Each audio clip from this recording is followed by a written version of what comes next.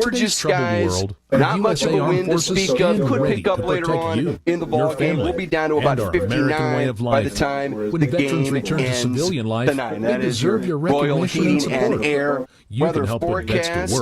And let's go ahead and welcome you in on KRMS TV, 32.11 on your antenna-enabled television, our KRMS TV YouTube channel. You might be watching us on your Roku device, the LOZ app. If you just tap on KRMS TV, several ways to watch us. We'll welcome you inside our Kenny Carroll excavating broadcast booth tonight. And Luke, I don't have a prop. Luke Hagedorn, Brendan Matthews, Sammy Stava. I don't have my lab coat, but you're sending me into the football lab tonight. Yeah, it's inside the football lab, brought to you by Lake Ozark Water and Sewer, leading the way for better water and wastewater. So far this season, we've done chemistry, equilibrium, explosion, rebound, habitat, tempo, pressure, and Newton's laws of motion, including momentum.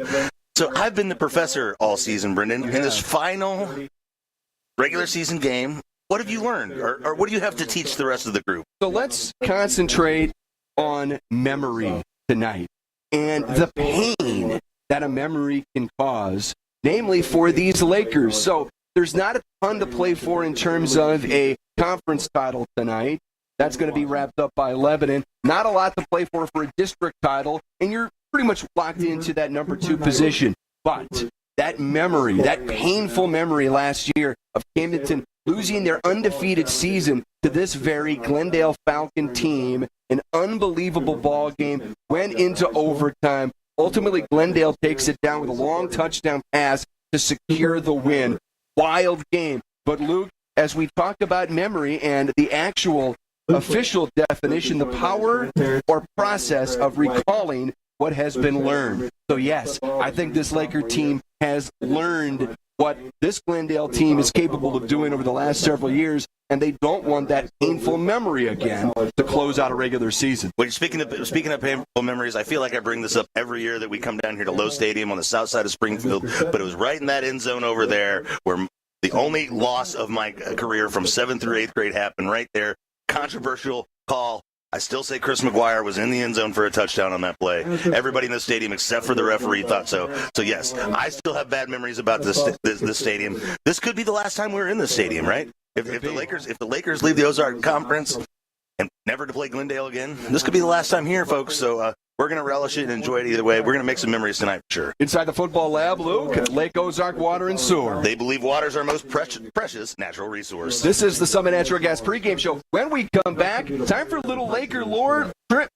A Laker lore field trip, if you will, Luke, because right down the road here, you were here this week for the Missouri Sports Hall of Fame, and Jeff Shore inducted as part of the Elite 11. Yeah, always a fun day to go to that football luncheon and see some great people from around the whole state of Missouri and the world of football in particular. Former Missouri State Bear Clay Harbor was there getting honors as well. It was a great day all around. Laker Nation was well represented, and I got a chance to speak to some folks who were very instrumental in Jeff's career. Bob Shore among his guests when we come back on the Summit Natural Gas pregame show. Laker lore on the way. 93.5 Rocks the Lake and KRMS TV. At Jennings Insurance Group, we specialize in retirement solutions and employee benefits. We use insurance as a tool to positively impact the lives of those we serve. Our goal is to provide you with the best possible coverage and the knowledge to use it. Your team at Jennings provides a holistic approach to retirement solutions using tools to help with comprehensive will and trust documentation, assistance in funding trust, medical directives, and powers of attorney. We work with many companies, but we work for our clients. Health insurance strategies are a big part of financial planning. It is one of the 5 financial risks that we address. At Jennings, we'll address other financial risks, including inflation, taxes, market volatility, and longevity. Call or visit Jennings Insurance Group online today and learn more about how we can help you protect what matters most.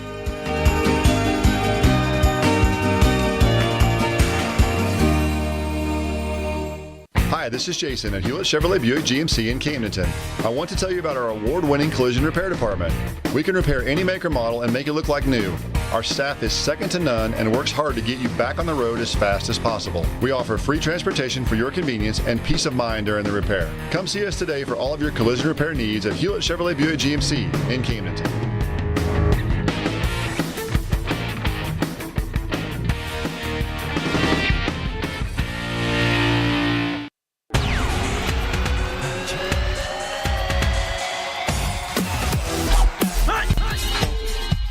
It's the original home for Laker football. 93.5 Rocks. We're here with Coach Bob Shore as Jeff Shore is being inducted into the Missouri State Hall of Fame as a part of the Elite 11 group. For you, Coach, obviously you're Jeff's dad, but you're also his coach. And how did you separate the two, or did you just, coach him the same as you would anybody else? Basically, I coached him the same I would anybody else. I didn't really, when you're coaching, the focus is on the game and stuff. Later, it's different, obviously, coaching your own son. But as far as getting ready for a game and whatever, you really don't have the time to consider that. It's funny that you would say that also your son, because I had some people tell me when Jeff was being recruited, they said, I'd say, well, he did this or that. And they say, well, now don't forget now, he's not just your quarterback, he's your son. And I said, well, the thing that you have to understand with me is he's not just my son, he's my quarterback. So, it depends on how you look at it. And for those practices, those games, he's my quarterback. That whole group winning the first state championship in school history in your career, was there a point when you knew that group was going to be special, was going to maybe do things that hadn't been done at Camdenton before? Well, it's funny, but it seems like every group I look at, if we can get out of them what they have, I feel like they're going to be special. And to a certain extent, every group is special. But I can tell you this about state championship. 77 kind of set the bar, because at that time, when I came here in 75, that's a long time ago, I realized, but people said, well, you can't go to state here, and if you do, because they'd never been, and you can't win. And that group proved all that wrong. And we lost by 1 point the state championship against a formidable team in Columbia Rock Ridge at that time. But this group, the thing that I thought would set them apart more than anything else, the two things. Number one was the speed. This group had an awful lot of speed. I mean, the real speed, track speed. And number two is so highly competitive. They love to play. They love to play the game. Now, when you look at Jeff's game as a quarterback, how would you describe it? What was his, what was his strengths and weaknesses? Because I grew up, and you guys were my heroes, right? And when I looked up to Jeff, he was a superhero to me. But when you kind of analyze his game, and when you talk to those recruiters and they ask you your honest opinion on Jeff's game, how would you describe it? Well, the thing about Jeff as playing quarterback, of course, his speed was a great asset in his scrambling ability, no question about that. But probably what separates a lot of quarterbacks, and certainly did him, in my opinion, was after his ability to scramble and keep his eyes downfield and find an open receiver. Because right off when you're scouting a team to play against them, as quarterback scrambles, so many of them scramble and they're immediately runners. They are not going to throw after they start to scramble, or they can't find a receiver. You even see that in the NFL level. That's what Mahomes does so well, And I think that's what set him aside, besides his speed. I had a lot of college coaches say, I don't know if he's the best quarterback we've looked at this year, but I guarantee you one thing, he's the most productive. Moves those chains. Here at the Missouri State Hall of Fame football luncheon, we've been here a few times, honoring you individually, the team collectively, of course, Jason Whittle, Birch. What does it mean that the Camdenton program is so well represented here in Missouri State Sports Hall of Fame? Well, I just am really proud of it, and I'm really pleased that our superintendent, Dr. Kirksey, bought enough tables for our coaches to be here, or as a part of that, and the school support and then embracing it. It's always been very important to me, and I certainly feel good about that at this particular one when we've gone in, because after all, it is a reflection of not only your community and your players, which without players you can't do it. That's more good players make good coaches, and good coaches make good players, and that's my case for sure. Like yourself, guys that want to play. But also, it's a reflection on your school, because excellence, the bar's up high, and you know that you're going to be that in everything. Coach, I appreciate the time, appreciate all the time you've given us over the years, and congratulations to you and the whole family on today's special day for Jeff. Well, Luke, I'm glad you're here, buddy. Good to see you always. Yeah, we'll talk to you next time. That's Coach Bob Shore. I'm Luke Hagedorn. Your roof's becoming a problem. Call Eller.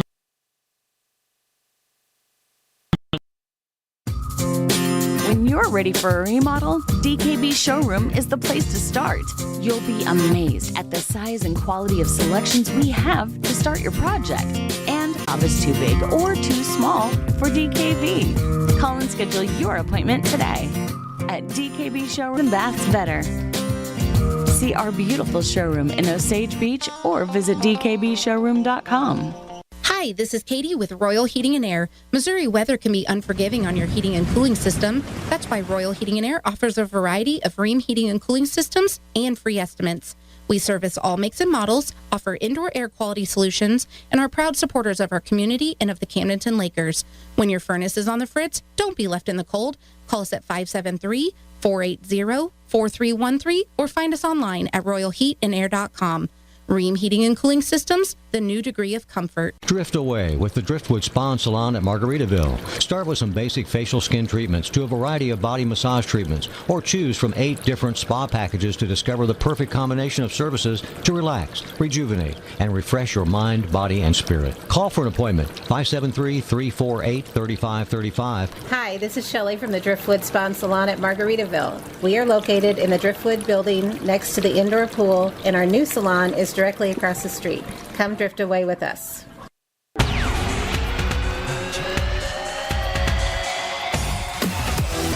The head coach of your Camdenton Lakers here in the Summit Natural Gas pregame show. Par Pitts alongside. Coach, great to visit, sir. How are you? Doing great. Par, we talked off the air last week. Just an incredible opportunity. Just one of those classic high school football games. The atmosphere, the rivalry. It definitely lived up to the pregame hype. Yeah, it did. You know, I was happy with the flow of the game. I was happy with our guys' effort. I mean, it was one of those. It's really what high school football is about: 2 teams that have worked and prepared and go out there and play with everything they have, and don't let any of the other noise get in it, but just go and play football. It's a state-ranked team, Coach. They entered that game ranked number 4 in Class 5. Did you learn something about your group during the flow of that game? You had a lead in the second half. It came down ultimately to maybe who had the ball last. But what did you take away from your group that they were able to accomplish in that game, even without the win? You know, I think that we can defense any style of football. I thought we did a really good job in the run game against them.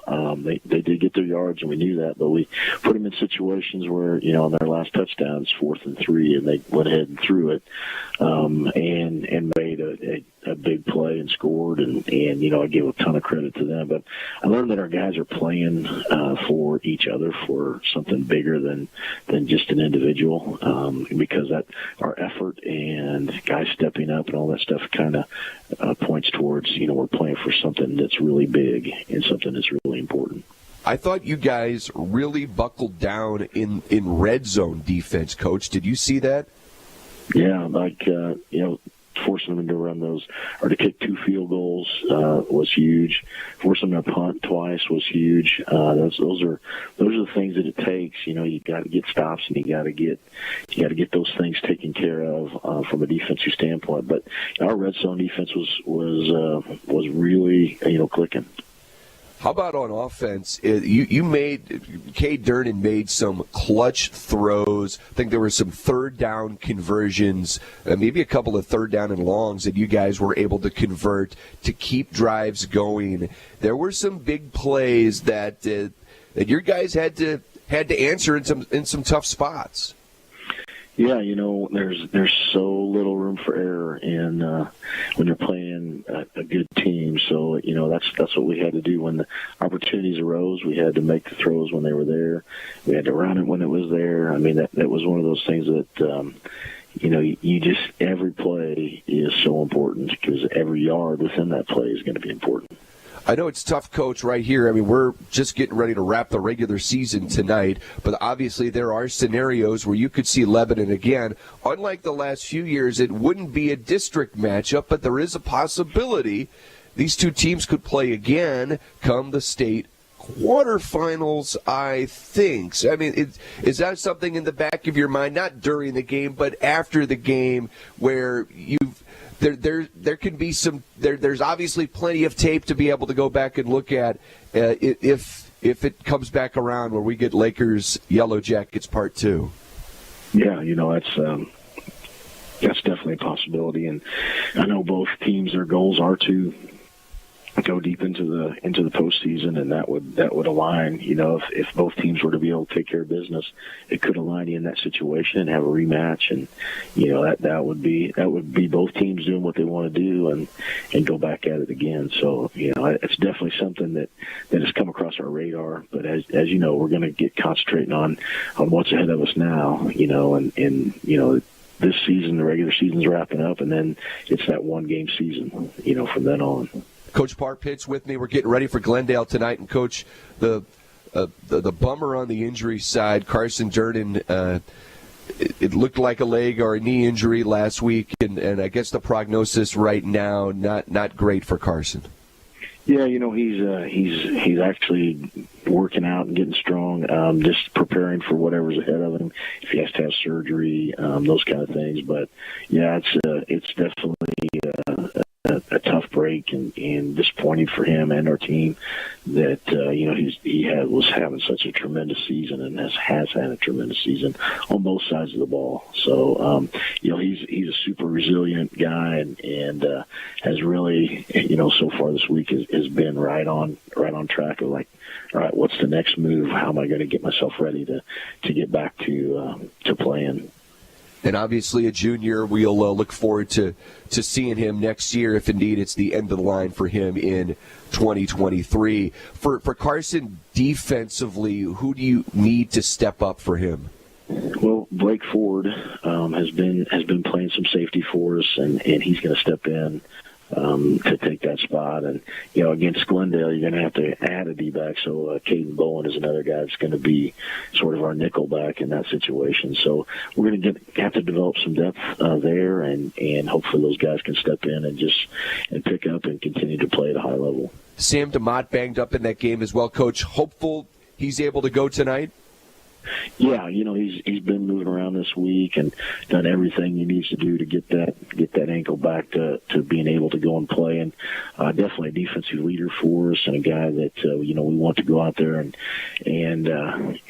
really put our defense in the right position and get all the calls and all the stuff that he does besides making tackles. So yeah, I think he's going to be ready to go. Tonight is Glendale, Coach, and they've got their quarterback. Their new quarterback back, who had been dealing with some eligibility issues, former Kickapoo quarterback, now at Glendale, Kellen Mabins. It's a Glendale team. They're still doing what they've done the last several years. They want to throw the ball, but they want to run the ball a little bit with their quarterback, right? Yeah, they do, and it's kind of a numbers game for them. If you don't keep enough people in there to secure the run game, they're going to take advantage of it. And then on the other side, when you bring too many guys in on the run game, they're going to exploit you. So they're still doing a super dynamic offense. I mean, they're able to stretch the field vertically, horizontally, and then be able to run the ball with the quarterback. So yeah, it's definitely one of those tougher things to defend. And then, Coach, can you use as motivation the fact that Glendale came in and ended the undefeated season for the Lakers last year? Is that something you'll utilize tonight? Yeah, it's one of those things that we know. Like it seems like over the last 10 years, every time that we go against these guys, it's going to be a battle, and you're not sure, depending on the record coming in, you're not sure what's going to happen. But definitely that was a disappointment last year, and so hopefully we can right the ship and get back at them a little bit this year. What has to happen for a win tonight, Coach? Well, we're going to have to be able to stop those dynamic pass plays that they do. They're tremendous, stretching the outside part of the field, and then we've got to take care of the football. Get the running game established, and that opens up some things for us in the play action game. But special teams was something that we feel like we need to get better at. Last week we had too many penalties in that part of our game, so we've got to eliminate those penalties on special teams, take care of the football, and be able to run it.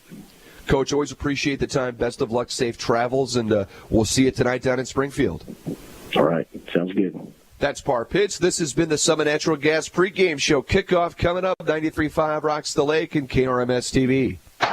The law office of Mark A. Webb was founded out of necessity. It was clear when he started that the old ways weren't cutting it, and there was a need for modern solutions to modern problems. Simply put, established methods of law office management were wasting time and money. So he set out to bring his approach to the 21st century. Every effort's been made to incorporate technology into practice, helping make your experience modern and comfortable. That's the office of Mark A. Webb. Out here, things become clear. We learn a bit more about ourselves and discover that the deepest bonds start at the surface. We might not know where the day will take us, but we can always trust Yamaha to put us in the center of everything we love about the water. Visit Surdak Yamaha at Lake of the Ozarks, 50 years strong.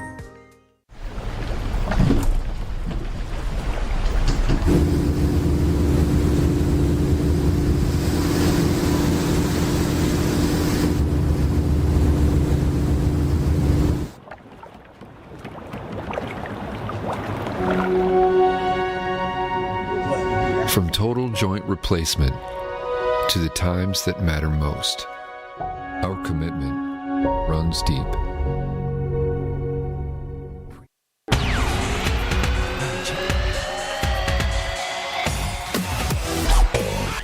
the Lakers have the lead to the 15, to the 10, to the 5. It's a touchdown for the Lakers. Throws deep middle, has a man. It's Falcons makes the catch. He's at the 10-5 touchdown. 3 seconds on the clock. His third touchdown of the half. Polylift Lakers football on 93.5 Rocks is sponsored in part by Summit Natural Gas, Oakstar Bank, State Fair Community College, Lake West Excavating, Lensmart Optical, Stover Carpet and Drapery, Heritage Bank of the Ozarks, The Motor Hut, Top Down, New Spring Wellness Center, Kenny Carroll Excavating, Ellerman Roofing, a division of Concourse, Smith & Gustafson Law Firm, First Bank Mortgage, Team Lassett, BG Tree Service, Quiet Side Quick Shop, HMI Fireplace, Mid-City Lumber, Anna Marie Hopkins, Smarter Move Real Estate Group, powered by Ozark Realty, Econolift, The Butcher Shop, Royal Heating and Air, High Brothers Lumber, Magic Dragon U-Haul Backyard Portable Buildings, Pacific Pools, Ozark Ready Mix, Lake Ozark Water and Sewer, Hewlett Auto Group, Designer Kitchens and Bath, Alley Home and Howe Funeral Home, The Law Office of Mark A. Webb, Driftwood Spa and Salon, Dave's Hideaway, GFL Environmental, and Surdak Yamaha. Now, let's head up to the Kenny Carroll Excavating broadcast booth with the official voices of the Camdenton Lakers, Brendan Matthews, Luke Hagedorn, and Jace Nicholas. The Lakers.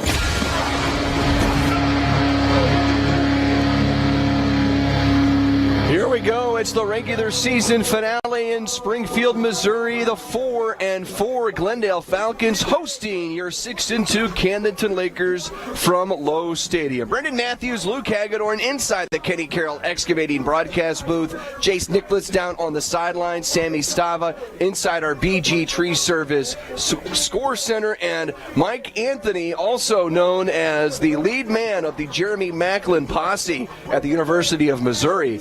He's running the show for us back at Laker Central. It was great to see Mike as one of the front men for Jeremy Macklin's not Hall of Fame induction, but retirement jersey number retirement ceremony at Mizzou a couple of weeks back. Mike was all over that video. Yeah, they put his name up on that the wall around the outside of the stadium, and Mike and his family's seats happen to be right there. It's kind of unplanned, and Mike played the role perfectly.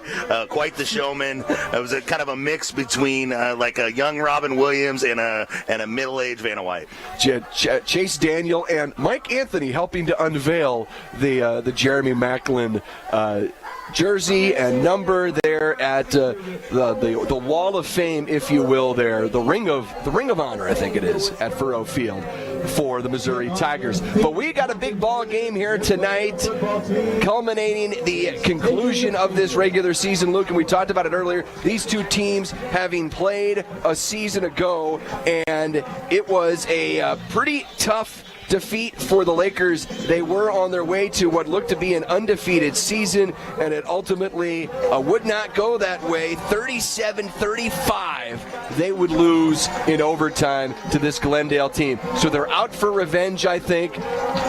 So, some injury concerns. Carson Durnan not available tonight, more than likely lost for the year. Luke, it means guys like, well, on one side, Blake Ford having to step up defensively. He's gotten some time in that defensive backfield. He's certainly not a stranger back there. And then on offense, probably a lot more of Spencer Mellencamp now, who's officially starting at wide receiver after almost exclusively playing defense the first 7 weeks of the season. Yeah, so it's two guys who've been playing this year, but just playing on opposite sides of the ball. Guys who have skill sets on the other side of the ball, but the coaching staff, choosing to use them sparingly for various reasons, keep them kind of fresh and things like that. So kind of double duty. And a night like tonight, where the ball's going to be in the air a ton, fresh legs is going to be important for the Lakers. So, those guys who are called upon to do double duty, who haven't done it all season, let's see if their legs can hold up all game long.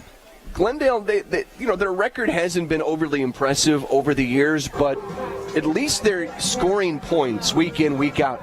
Luke, it was shocking to see them get absolutely blanked by Kickapoo last week. 40-0 was the final score. So I think there is some uncertainty about this Glendale team. There's a lot of turnover on the coaching staff. They bring over Kalen Mabins to be their quarterback from Kickapoo. He's ineligible for much of the year. He's eligible now, but I think we're going to get multiple quarterback looks here tonight from this Glendale team, and they're going to want to run the ball with their quarterback. Yeah, and you talked about last season's loss, but prior to that, the Lakers came in on a pretty good winning streak.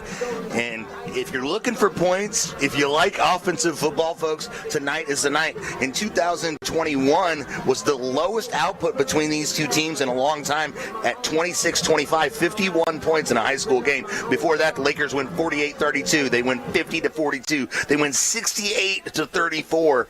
Back in 2017, they won 63-36, and the last time that Glendale was able to beat Camdenton was all the way back in 2016, where they were the ones who put up 63 points, and the Lakers only able to put 5 touchdowns on the board. Only 5 touchdowns for the Lakers, and you still almost get doubled up. We talked about Jace's big game in 2019. We talk about last year and the heartbreak, but 2 years ago here, it was a fourth quarter comeback by the Lakers, Luke, that put them over the top. What looked like they had no shot coming anywhere close. Great rally, one of their really exciting wins of 2021. So it's never boring when these two teams get together.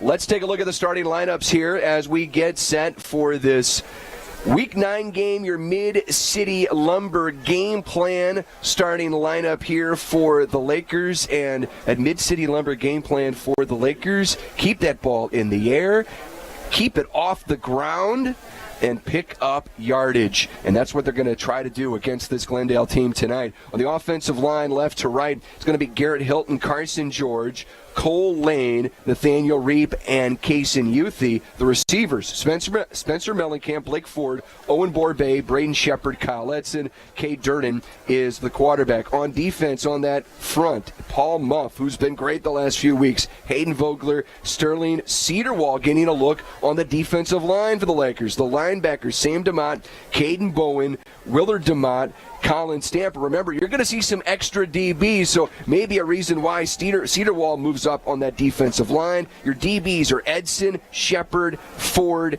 and Mellencamp, and the Lakers are coached by Par Pitts. Luke with a look at the starters for Glendale. Yeah, offensively, we talked about it a little bit in the pregame. Kalen Mabins, who the transfer from Kickapoo, had to go to court to get the opportunity to play some football tonight. You also have Rex Dieters. Number 4, Parker Toon is one of your wide receivers. Kellen Lindstrom will be playing both ways tonight. He's kind of known for what he does on the defensive side of the football, but he'll also be playing some offense as well. Thomas Gilardi, wide receiver, senior. Trevor Heyman, he's a freshman starting tonight at wide receiver for this team. Across the offensive line, you have number 50, Jacob Tabor, number 55, Robert Jett, number 63, Saul Spurgeon, and number 65, the senior offensive lineman, Riley Mays, who sang the national anthem tonight for the folks and did a bang-up job. What a great job for the big fella coming out in his uniform, singing along with the band. What a great job. That was the offensive starters for the Glendale Falcons tonight. The Falcons are coached by Joel Heeman, and again, they come in with a record of 4-4. Glendale won the toss. They have deferred to the second half. Let's see if we can check in with Jace Nicholas. We had a chance to chat at the start of the pregame show to talk about the possible conference realignment. But, Jace, let's get some thoughts here on this ball game. What's the mindset of the Lakers, from what you can tell over there, as they get set to kick off this regular season finale? Well, they are in no means expecting an easy game tonight. They know what kind of offense that Glendale regularly fields, and they're expecting to see that happening tonight. I think Luke mentioned earlier they have a really good quarterback, really talented quarterback who's been recruited at many levels to play college football, either D1 or a high D2 level. He's a phenomenal athlete, but he hasn't had very much game experience this year, so it'll be interesting to see how many snaps he gets. Last week and the week before, I think he got some snaps, but they weren't the entirety of the game. So, like I said, it'll be interesting to see how much he's integrated into the offense tonight, and that might give a different look than what they've seen on film all year. We are without, of course, Mr. Durnan there in the defensive backfield, and that's a huge blow, especially when you're playing a pass-dominant team. And then we all the potential absence of Mr. DeMott. He's been a fantastic mainstay on this defense for 3 years now, and it's going to be interesting to see pitch count tonight, or maybe does he play at all? We'll like to see that, and we'll see who steps in there for him if he does miss any time. All right, Jace's updates brought to you by LensMart, Optical HMI, Fireplace Shop again. Glendale wins the toss. They've deferred. Glendale in their home. Powder blues, red pants, red numbers, white helmets. Lakers, white jerseys, white pants, purple trim, purple number, purple helmet. Luke, we're about ready to go here. Yeah. To kick off this regular season finale, and it's going to go, looked like it was close to going out of bounds. Yep, it's going to be a procedure call on Glendale, and your first top deck penalty flag of the night. Yeah, so Lakers going to get decent field position here. Going to see what the offense has, to bear here. And like I said, we talk about it all the time when these two teams come together. Both like to throw the ball. Both like to line up in the 5 wide. They both have their own little twists on it, right? Their own spins on it. Particularly some of the wrinkles that the Lakers have put in the running game, as well as the play action passing game with some motion guys in the backfield. But both these teams can kind of learn from each other, and they makes practices pretty easy. Talked to Coach Parpitz. He said, yeah, it's a little bit easier to replicate what Glendale does versus what Lebanon does in practice all week. We got a smoke screen coming across the field, huh? Literally a pink smoke screen coming across the field, and I'm not sure if this was planned by the Glendale student section, but it's starting to make its way over on top of the line of scrimmage here as the Lakers begin at their own 35-yard line. Borbay in motion.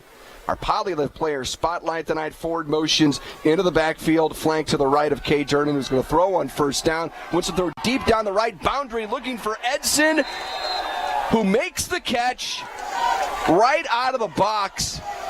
Durnan to Edson inside the 35-yard line of the Falcons. They motioned Borbay to the far side of the field, leaving Edson as the single receiver to the near side. They got the matchup they wanted, one-on-one coverage, and you throw it up to number 3 in a 50-50 ball. He's coming down with it more than 50% of the time. 32 yards on the pass and catch. Here's Ford running off left guard. He's going to be corralled and dropped after a short gain of a couple on 1st and 10.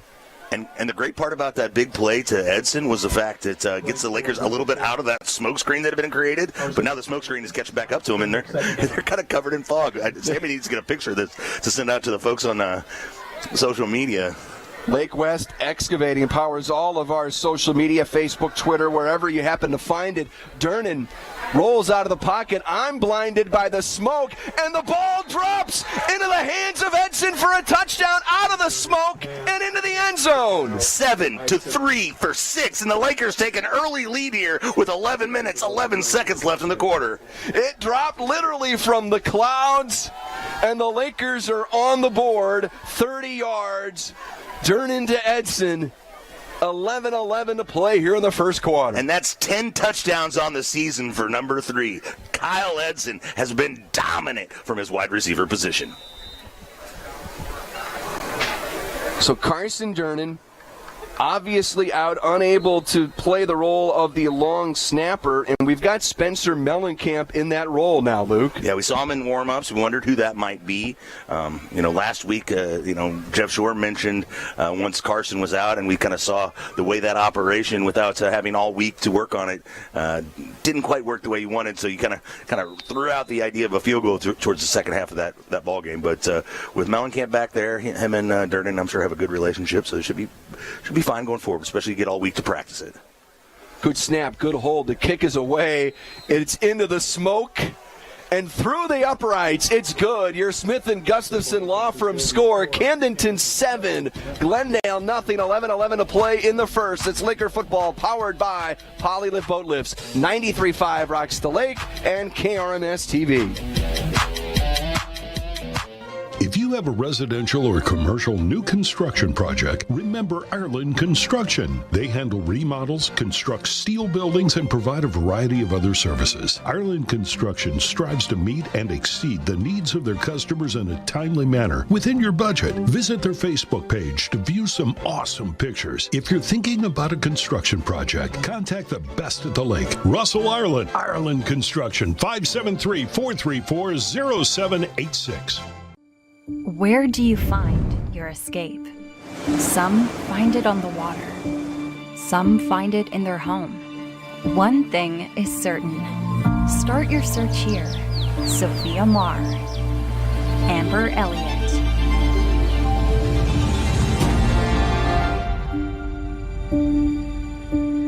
With Marr, Elliott, and Associate at Lake of the Ozarks.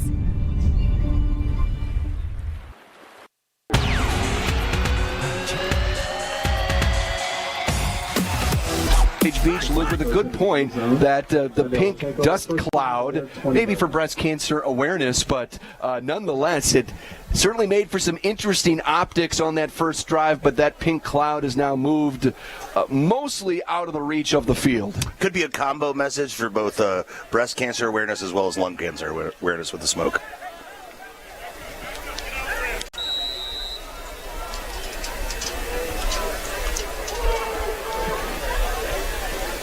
First and 10 Glendale at their own 20-yard line out of the touchback. We're going to get some different looks for them on offense here tonight. How much do they want to run? Well, they run the ball on first down, which is almost, Luke, unheard of from Glendale, and they do it with a running back as well. Yeah, but then they go straight back here to the 5 wide and running with some tempo. Mabins looks downfield, finds the receiver, and hooks up. Not enough for the first down, but it's going to make this a little bit more manageable on third down. Mabins hooks up there with Parker Toon. And, again, Mabins having sat for a large chunk of this regular season so far, hands it off again. Ford knives in there for the tackle.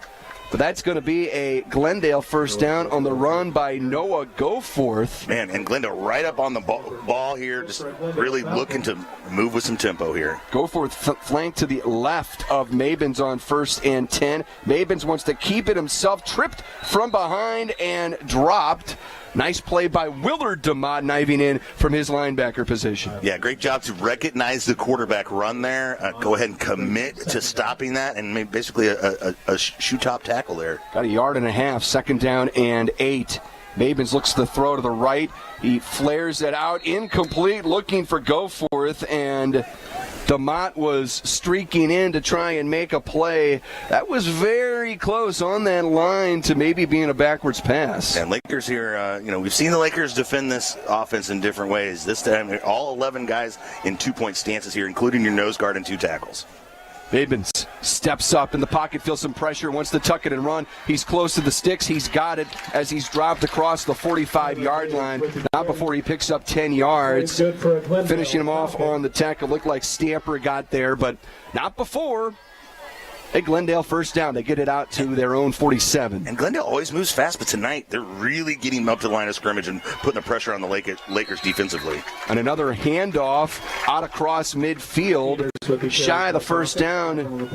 That's Rex Dieters, who's going to get some looks, Luke, at quarterback as well. You get two quarterbacks in the backfield here. Gives you some offensive creativity there for sure. Something Jeff Shore liked to try every now and then for the Lakers, as we see Mabins flared out in the flat and Edson make the play, and a nice tackle from his DB position, dropping Camden Bellamy. Edson's, he plays defensive back, wide receiver. Shows a little toughness there, slinging that Glendale Falcon to the ground. A little stoppage in play here from the officials. Coming from inside the Kenny Carroll Excavating broadcast booth, it's 7-0 Lakers, 9.5 to go here in the first quarter. On 1st and 10. There's Mabins with the carry, and he's dropped by Paul Muff.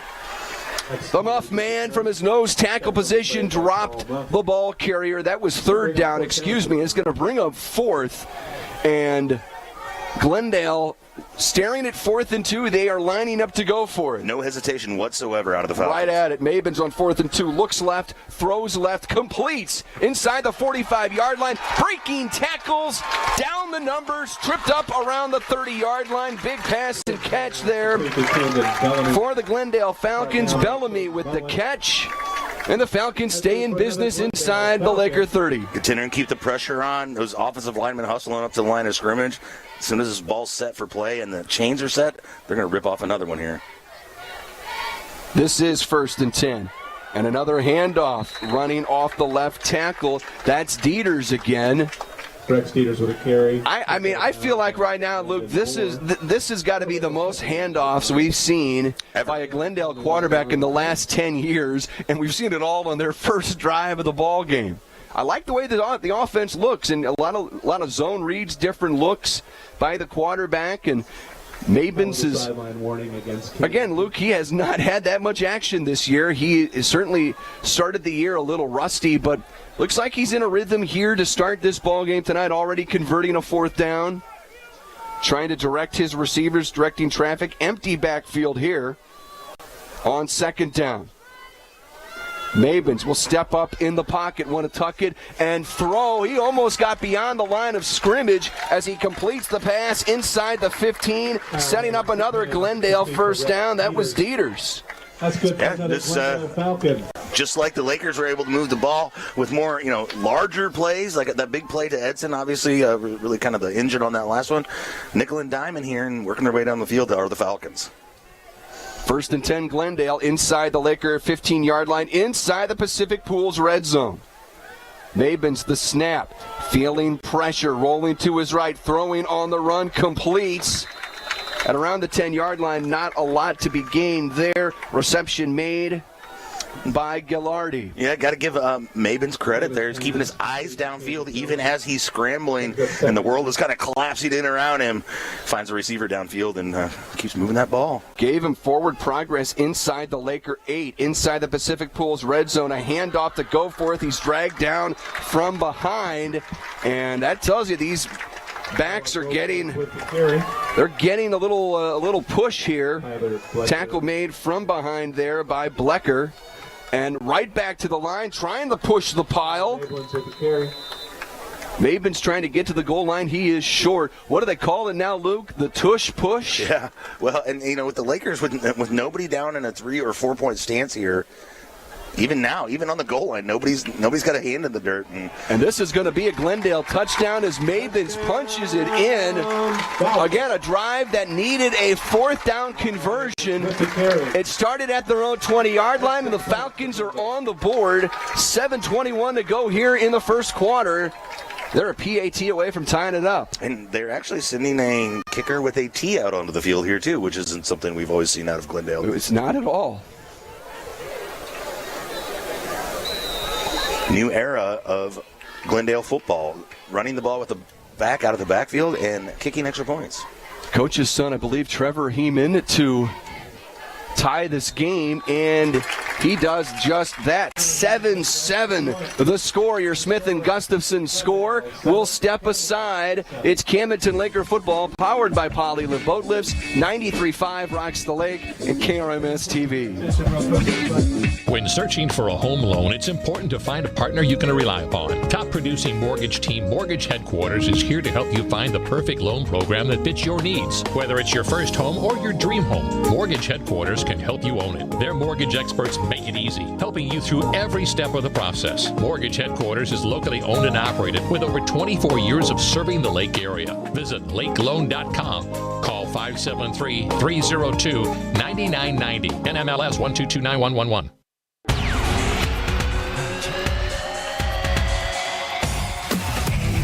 We bleed purple. Do you? It's Laker football on 93.5 Rocks. Brendan Matthews, Luke Hagedorn, Jace Nicholas with you inside the Kenny Carroll Excavating broadcast booth. Sammy Stava inside our BG Tree Service Score Center. Mike Anthony back in Osage Beach. It's time for a First State Bank Mortgage Team Lassen kickoff. And this one's going to stay in bounds, fielded at the 8-yard line by Edson, weaving his way in and out of traffic, spun down across the 30-yard line. Going to be a return of about 23, 24 yards. The Camdenton Laker Butcher Shop first down. Great return there by Edson, but he was carrying the ball, as the late great Dan Hagedorn would say, like a loaf of bread. Like a loaf of bread. It was dangling out there a little bit. Edson has touched the ball quite a bit already here tonight. He's got the 2 catches on that last drive. Made a tough tackle defensively as well. Sure did. Putting his name early. Early leader in the clubhouse for your Butcher Shop Golden Pork Chop tonight. Who got it last week, Luke? Durnan. Carson Durnan. He had an impact on both sides of the ball even before the injury. Durnan in stride, hooks up with Blake Ford in the flat. Sideline to sideline, but Ford cut off before he could really turn the corner. Short gain. Yeah, well-placed passer kind of gets his momentum going forward, but he doesn't take it upfield. He continues to go towards the sideline, looking for an opening. Gets positive yardage, but brings up 2nd and 8. At the Laker 33-yard line. Durnan steps up in the pocket, throws to the left boundary, complete. Close to the sticks.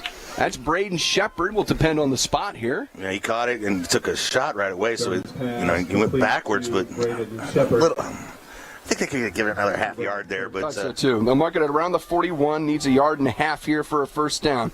Out of the pistol now on 3rd and short. Fake it to Ford. Cade fires in stride with Owen Borbay. Spun down across midfield to the 48-yard line. And our pregame guest just finds some open space there near midfield, moves the chains, keeps this drive rolling. Polylift players spotlight Owen Borbay. Sets up 1st and 10 at the Glendale 48-yard line. Out of the pistol again. Borbay in motion. Give it to Ford up the middle as he spun across the 45, dropped at around the 42-yard line. It's going to be a gain of 6 yards for Blake on first down. Blake Ford with a carry. Carson McCaig with the tackle brings up 2nd down. 2nd down and 4 for the Lakers at the Glendale 42-yard line. Operating from the left hash, left to right, some pressure. Cade eludes it. Surveys downfield, throws deep downfield for Edson again, who almost brought it in, incomplete. He had it, and it would have been an acrobatic electric catch, but incomplete. And while that catch wasn't made, I'm encouraged by what we saw there. Cade scrambles, gets a little pressure, directs traffic, keeps his eyes downfield, and put the ball where he needed to put it. And that's right there. Uncharacteristic drop on Kyle Edson's part. But for Durnan, that was a great play. And if he can keep that type of play up, that's going to work out well for the Lakers. And they're going to get the easy 5 yards here and pick up a first down. They're going to be inside Glendale territory here. Tie ball game 7-7 with 5 minutes, 36 seconds left in the quarter. These Glendale games, man, they're always exciting. It's a boom, boom, boom. You never know what's going to happen in these things. New Spring Wellness Center time check right there. Yeah, Glendale, having gotten shut out last week, they scored a touchdown on their opening drive. Lakers did the same, and they're trying to add to it right now. After that top deck penalty, it's 1st and 10 at the Glendale 37-yard line. Cade, empty backfield from the left hash. Stands in the pocket, throws down the left boundary for Mellencamp, who was wide open and couldn't bring it in, incomplete. that's certainly a drop. I'd say the Edson play a few moments ago, that would have been a really tough play, but Spencer's going to win that one back. I haven't seen a Laker that wide open in a long time, especially early on in the play there. That was great play design or a defensive breakdown by the Falcons, one or the other, but either way, I like it. 3 down linemen for the Falcons.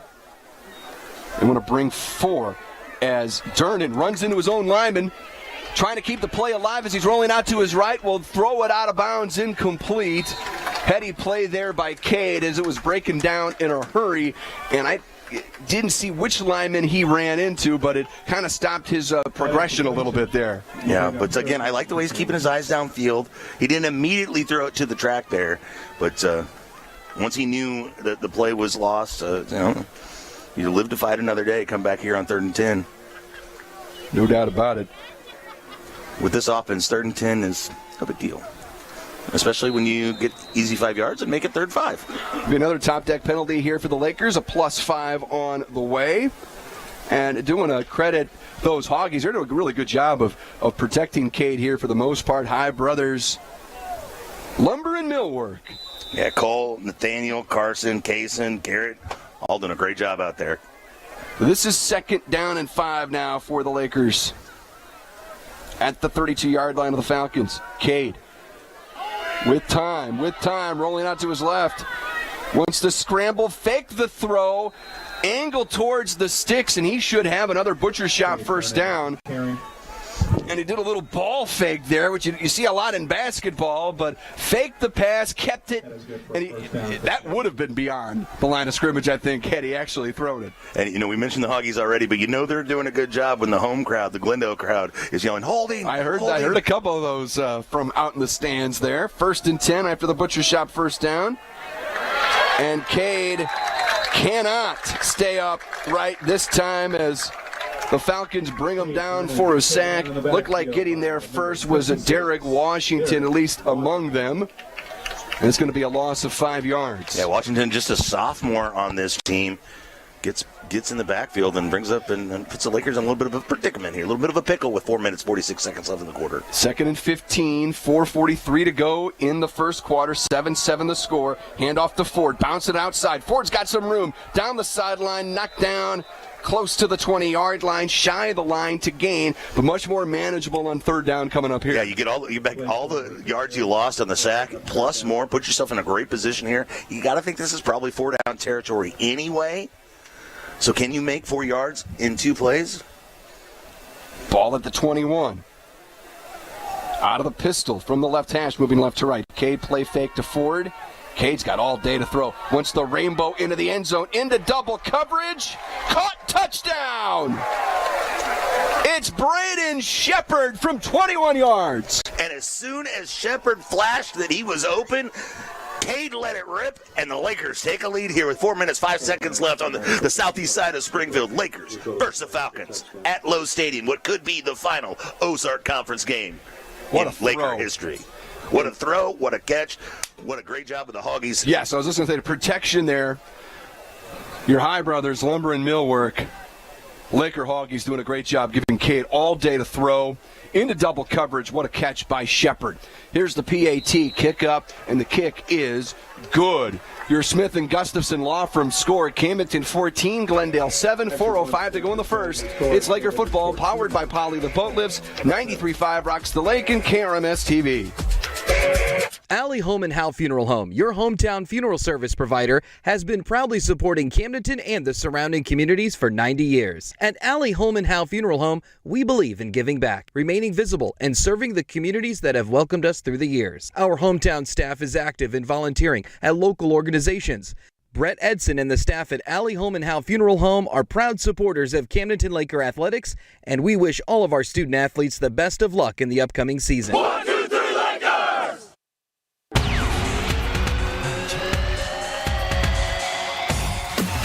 Listening to the Lakers on 93.5 Rocks. 14-7, Lakers on top. We've seen 3 drives by these football teams tonight, Luke, and they have scored on each and every one. Yeah, it's offensive football here on a beautiful night in Springfield. You said it at the start. Like I said, if you have your local high school football bookie out there, take the over. Oh, man. I hope you don't have that. All in jest, if anybody from Misha is listening or anybody like that. Gosh. First State Bank Mortgage team last in kickoff as Glendale brings the ball out across the 20-yard line. They'll begin at their own 25. Lakers up 14-7. We'll try to check in with Jace here in a second or two. I know had a little technical problem with him on the first update. Great having Jace up here in studio in the broadcast booth. Fun opening segment if you missed it on the radio side to start our Summit Natural Gas pregame show tonight as we kind of broke down conference realignment, Luke, in high school football. It's coming. It's craziness, right? And, so long the Lakers have had a home here in the Ozark Conference, but we may be looking at the last few quarters of Ozark Conference football for Camden Lakers tonight. We'll certainly follow that story as we go along the offseason. Here's a handoff on first down. Couple broken tackles, but the Lakers help finish it off. And Willard DeMott got back there. I think Vogler got back there. And there was nowhere to run. It's going to turn into an Oak Star Bank play to bank onto the 3-yard loss. Second down. Havens wants to throw, feels some pressure, and he's going down, sacked. Boy, the Lakers' defense did not look well organized to start that play, but whatever they did, it worked. And you got a Glendale Falcon down, but big-time sack there to put the Glendale Falcons behind the chains for the first time I can remember tonight. Dominic Poling and Sterling Cedarwall might have gotten there first. Poling finished him off. Back-to-back TFLs for the Laker defense as they're swarming here, making some adjustments maybe, Luke, after that first drive. Yeah, I think Glendale may have come out and surprised the Lakers a little bit with the way they were using the running game, and in particular the way they were using that tempo. It was like a weird combination. They're running the ball, which is uncharacteristic, but they're going super turbo, which they've been known for, but it was like to a different extreme. And I think that combination may have caught the Lakers a little off guard. 3:13, New Spring Wellness Center time check in the first. Lakers up 14-7.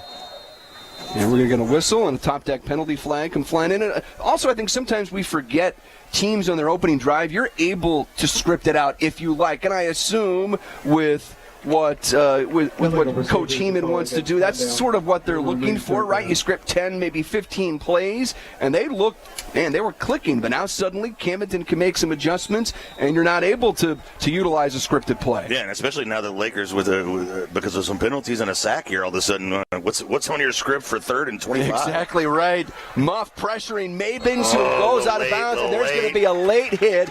I think that might have been Cedarwall who got in there at the very end. Muff was pressuring him out of bounds. That was going to be an easy just walkout sack there by Mabins, who was content just to take it out of bounds, Luke. Yeah, but he takes a little shot and goes all the way onto the track there, past the Laker cheerleaders, maybe even lost some of his gear amongst the gals. It's definitely the right call. Top deck penalty flag that flies in, Luke. And yeah, you're going to get flagged for that one every time. Right in front of the official. Yeah, it was no argument there for sure. So we'll see how they assess it here and what the ultimate net result is. Personal foul against Camdenton. Automatic first down. No, not going to be that. Not an automatic. Okay. But still, it really lets Glendale off the hook there. It certainly does, and it gives them a chance here on a short situation now. What down do they call it? Are they calling it? The dial-a-down's a little messed up. It looks like it says it's going to be 3rd down. It said second, and then it said third. The scoreboard said first, so I think they anticipated an automatic first down, but they were in such a deep hole there that even with the penalty, it wasn't enough to pick up the first down. Now it says 4th on the dial-a-down. So go figure. 4th down and 2. Lakers showing blitz. Mabins to throw left. He does, and it's short. He misses. Braden Shepard helps break it up, and it's going to be a turnover on downs. A quiet side, quick shop, change of possession, and that still is an element of what Glendale's done for a long time. Luke, we don't kick, we don't punt, we go for it on 4th and short, even backed up inside your own 30-yard line. They decide to go for it, and they pay for it. Yeah, and whereas this Glendale offense had been answering the Lakers pretty easily, they're going to have to go back to the drawing board or go back to the video board, as it were, here as they come right in front of us is where the offensive linemen are going to huddle, kind of talk things over a little bit. This is going to give Camdenton great field position. Best field position of the night for sure. At the Glendale 33-yard line, moving left to right. Operating from the right hash on 1st and 10. 3 receivers left, 2 to the right here for Cade Durnan. He's going to step up in the pocket. Look out, blindside. He's dropped at the 32-yard line. Second sack for the Glendale Falcons, and I believe the second sack indeed for Derek Washington. One of the hardest things for an offensive lineman to do when your quarterback is mobile like Durnan can be, once he escapes the pocket and you don't know where he's going, you don't know which direction to block, sometimes you block your defender towards your quarterback, which obviously isn't a great thing. Well, that might not be officially a sack. He got back close to the line of scrimmage, so it's 2nd and 10, and now a fumble on the exchange between Durnan and Blake Ford, so back-to-back, a little out of order here for the Lakers, not like we're used to seeing. And yeah, the Purple Haze defense really kind of put the Lakers in a great position here for the offense. The Purple Tide 5 wide to take advantage, but instead they're saying, this don't make it too easy on us. Let's get a little challenge here on this drive. So now they are behind the chains, 3rd and 11. Durnan will throw deep down the right boundary again for Edson. Man coverage goes up, makes the catch, touchdown. There's a flag, but that should be defensive PI. And Edson fights off his man, catches that ball on a diving effort in the corner of the end zone. And as long as that penalty goes the direction we assume it goes, Lakers are going to extend their lead here. Let's get the call. The top deck penalty is defensive pass interference against the Falcons. The touchdown stands as Edson is dominating the Falcons here tonight. What a game by number 3. Came into the game with 8 touchdowns on the night, just under 800 yards on the night. By the end of the night, he's already has double-digit touchdowns for the year. Can he get to 4-digit receiving yards this season already here in the final regular season game against the Glendale Falcons? I had that as his 3rd catch of the night, Luke. That puts him very close to 100 yards already for the ball game. That was a 34-yard touchdown. Durnan to Edson. The PAT is good. Your Smith & Gustafson Law Firm score. Camdenton 21, Glendale 7. It's Laker football powered by Poly the Boat Lifts. 93.5 Rocks the Lake and KRMS TV. High Brothers Lumber and Millwork is proud to be a locally owned business, supporting our local communities and employing local people. For lumber, hardware, plumbing, electrical, floor covering, kitchen cabinets, Valspar paint, and an extensive selection of windows and doors, stop by and let High Brothers help you. Meet the professional team at High Brothers Lumber and Millwork, South Highway 5, Camdenton, highbrotherslumber.com. High Brothers Lumber and Millwork, proud to support high school athletics and broadcasts. Go Lakers!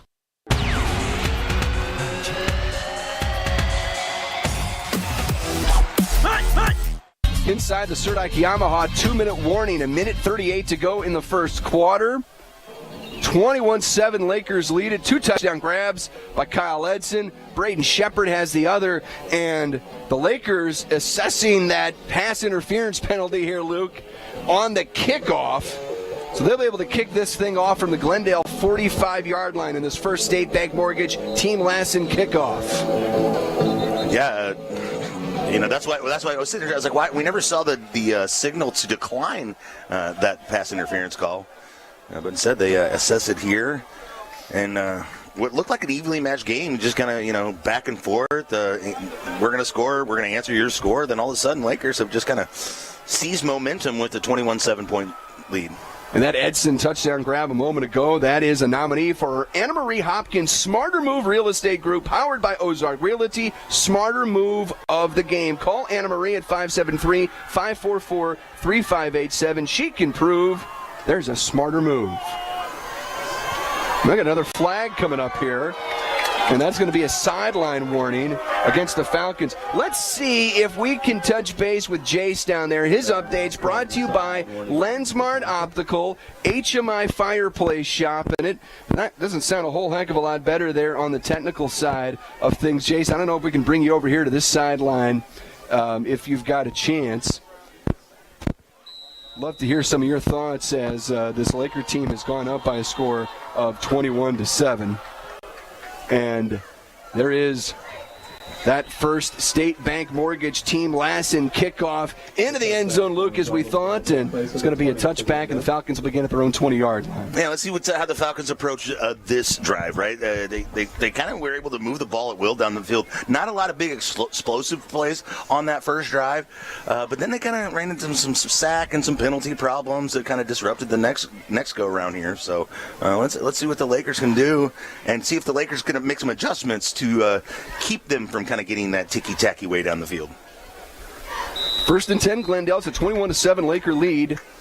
And the quiet side quick shot change of possession on their last defensive series. Maben's back to work. This Glendale team has been willing to run the ball a lot more tonight. Lakers bringing 4. Man coverage down the left, numbers. Braden Shepard breaks it up, incomplete, back-to-back big plays defensively by number 88. Yeah, Parker Toon, the sophomore. With the new head coach, oftentimes you see a lot of younger fellas getting some play time, so you see some freshmen. You see some sophomores out there for the Falcons making plays here. Oftentimes when the new coach comes in, he starts looking to the future and putting those young guys in there. Mabens and Dieters, the two quarterbacks in the backfield here. Mabens taking the snap, will give to Dieters, running left. The Lakers showing pursuit and knock him out of bounds. Couple Lakers got there to force him out of bounds. First one to knock him was, I believe, Caden Bowen. Yeah, Bowen got there and put a shot on him. Shepard was in the area as well. It's another Oak Star Bank play to bank on. Short gain. It's 3rd down and 9 now for the Falcons. Maben's low snap rolling to his right. Going to lob one up complete in the flat. But there's Willard DeMott to knock him out of bounds, shy of the line to gain. Yeah, that's a big play by DeMott to kind of get at his ankles there right at the sideline and stop him short of the first down and force them to make another decision here. 4th down inside their own territory, pretty deep. You hear Jace talk about it before kickoff. Sam DeMott was questionable heading into this game tonight. We read him as part of the starting lineup, but haven't seen Sam out there tonight, Luke. And let's see, we saw movement on both sides. Movement on both sides. Is this going to go against Glendale or Camdenton? The Lakers thought this would go against the Falcons. Another top deck penalty flag. Nope. And it's going to be encroachment on the Lakers. +5, and that will give Glendale an easy first down with 1:17 to still play here in the first quarter. 21-7 Lakers lead it. That's what you want to do against either one of these offenses is limit their opportunities. And that was a chance there for the Lakers to get off the field defensively, but instead, another opportunity for the Falcons. Here's Dieters getting the handoff, running right. He's got some space as he brings it out across the 40-yard line, then stacked up after a gain of around 7 yards. Muff was there to help finish him off. Oops, sorry. 2nd down. You can't, neither one of these defenses or offenses can you stop for the entire night, right? You just want to stop them at more times than they stop you. Ball spotted at the 42, about a yard and a half shy of the first down. Mabens will swing it out in the flat. Reception made at the 38-yard line. Big pop by Cedarwall, but not before. Another Glendale first down, the pass and catch to Trevor Heeman. And I think that play right there is kind of indicative of the way the Lakers have approached this game. They're trying to put some pressure on their quarterback, but they're not really putting a lot of pressure on the outside receivers. They're trying to keep everything in front of them and trying to limit the big play. 1st and 10, Lakers want to bring 4. It's a handoff to Dieters again, and he's going to be dropped right at the point of attack. And that was the tackle made by Stamper. They might have lost half a yard there as they spot him at the 45. Yeah, Muff kind of disrupted it. Stamper finished it off. On 2nd and 11. And Mabens might let this game clock run all the way down, and he will, to the start of the second quarter. And we'll get to it next. Lakers up 21-7. Second quarter on the way. It's Laker football, powered by Poly Boat Lifts, 93.5 Rocks the Lake, and KRMS TV. Attention parents, State Fair Community College is your source for dual credit courses. Taking dual credit courses means your high school student can earn college credit at a significant... I'm hiding. Where? At Dave's Hideaway. Why? Well, there's no smoking, no pets. They have Wi-Fi, great barbecue pits, microwaves, refrigerators, best shower pressure at the lake, and the cleanest rooms. Coffee anytime, too. And they have great weekly rates. Bob, where are you? Oh, don't tell anyone, but I'm hiding at Dave's Hideaway, just west of the Camdenton Square on 54. Come join me at Dave's Hideaway, 873-7111. Bob!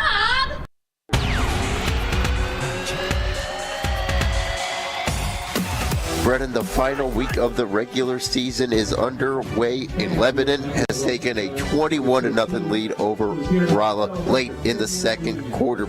Kickapoo has a 14-0 lead over Bolivar in the second. And in Class 5, District 5, Elias leads Vianney 21-0 at half in a game that started at 6 o'clock, an early 6 o'clock kick in the St. Louis area. From the BG Tree Service Score Center, I'm Sammy Stava. Guys, back to you for the second quarter. Thank you, Sammy. BG Tree Service. Visit bgtreellc.com for your next project and to request a quote. And we're back at it here. Sterling Cedarwall stepping up to make an Oak Star Bank play to bank on tackle right around midfield as Mabins was out there running around trying to create something with his feet. That's going to bring up third down for this Glendale offense. Underway here in the second quarter. Lakers up 21-7. A nice open field tackle. Not necessarily a touchdown saving tackle, but a first down saving tackle and a big chunk of yardage saving tackle for sure. Ball at midfield. On 3rd and 5, Mabins the snap. Looking right, he throws underneath. Catch made, Cedarwall with the tackle. Heeman again with the grab right at the sticks. Mabins pass complete. It will depend on the spot. We might get a measurement here, Luke. We don't get many of those. We might get one here.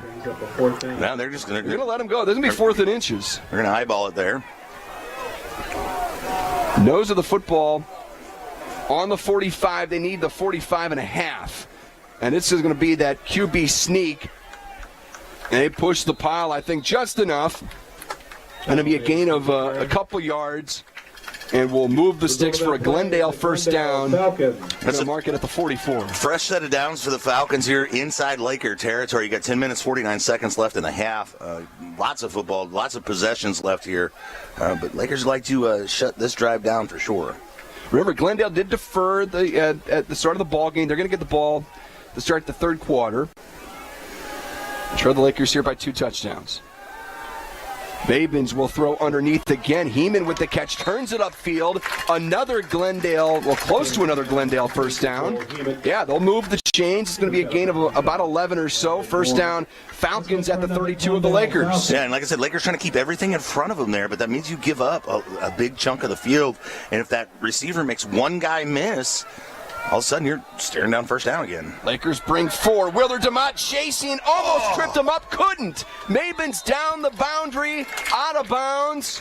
After another big pickup, but there is a flag in the Glendale backfield, and it's going to be a chop block against Glendale. Depending on where this play happened, that will move Glendale back a considerable amount. DeMott almost had him back there, too. Yeah, the flag's at the 34-yard line here, so if they enforce it from there. Yeah, DeMott kind of, it was almost like DeMott pulled off because he thought maybe Mabins was going to throw the ball. You don't want to get that roughing the passer call. Right. And then once he realized that he was keeping it, was running, he just kind of made a last-ditch effort to dive at his legs. But again, that chop block 15-yarder that typically happens in the backfield, as this one did, so from the 34-yard line, all of a sudden, taking over at the 44-yard line. 49-yard line. Yeah, so that's a 15-yard penalty from the 34. That's math, Brendan. You've spent enough time in the football lab, Luke. Come on now. I know. That's going to be, so this turns into first down and 26 or so for the Falcons. From the Laker 49 operating from the right hash. And then dial it down still hasn't got it figured out yet.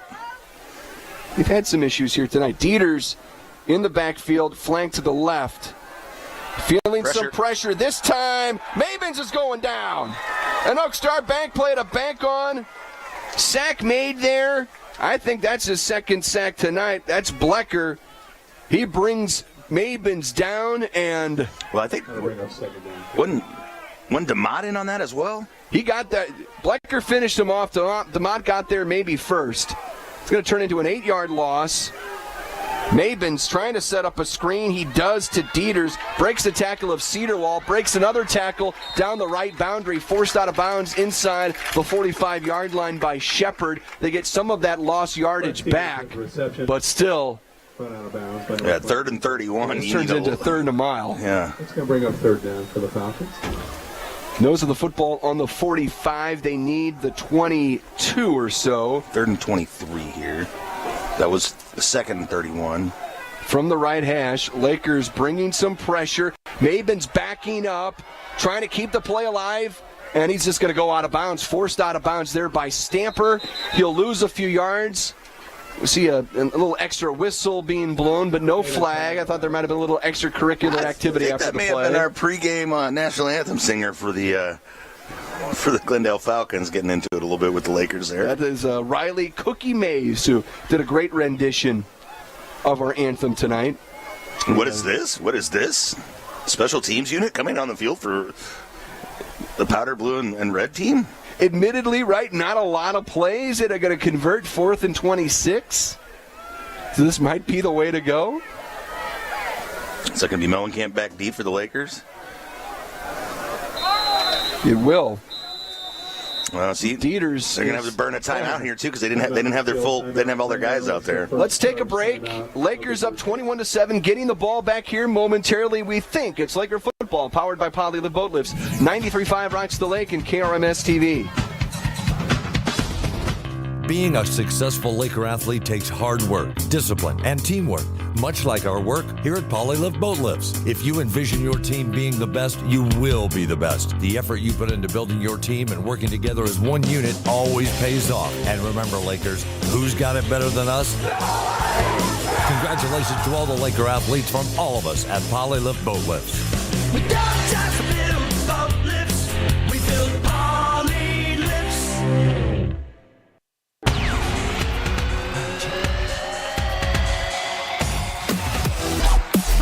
5 Rocks. Brendan Matthews, Luke Hagedorn with you inside the Kenny Carroll Excavating broadcast booth. A 4th and 26 coming up here for the Glendale offense as the Laker defense, a little chop block planted. I mean, this turned into a drive that looked like it could have been something for Glendale, Luke. Penalties, a couple Laker sacks thrown in for good measure. They're going to have to kick this away. Yeah, and with that timeout, it gave the Lakers an opportunity to kind of send out their full special teams unit here. And low snap for Dieters.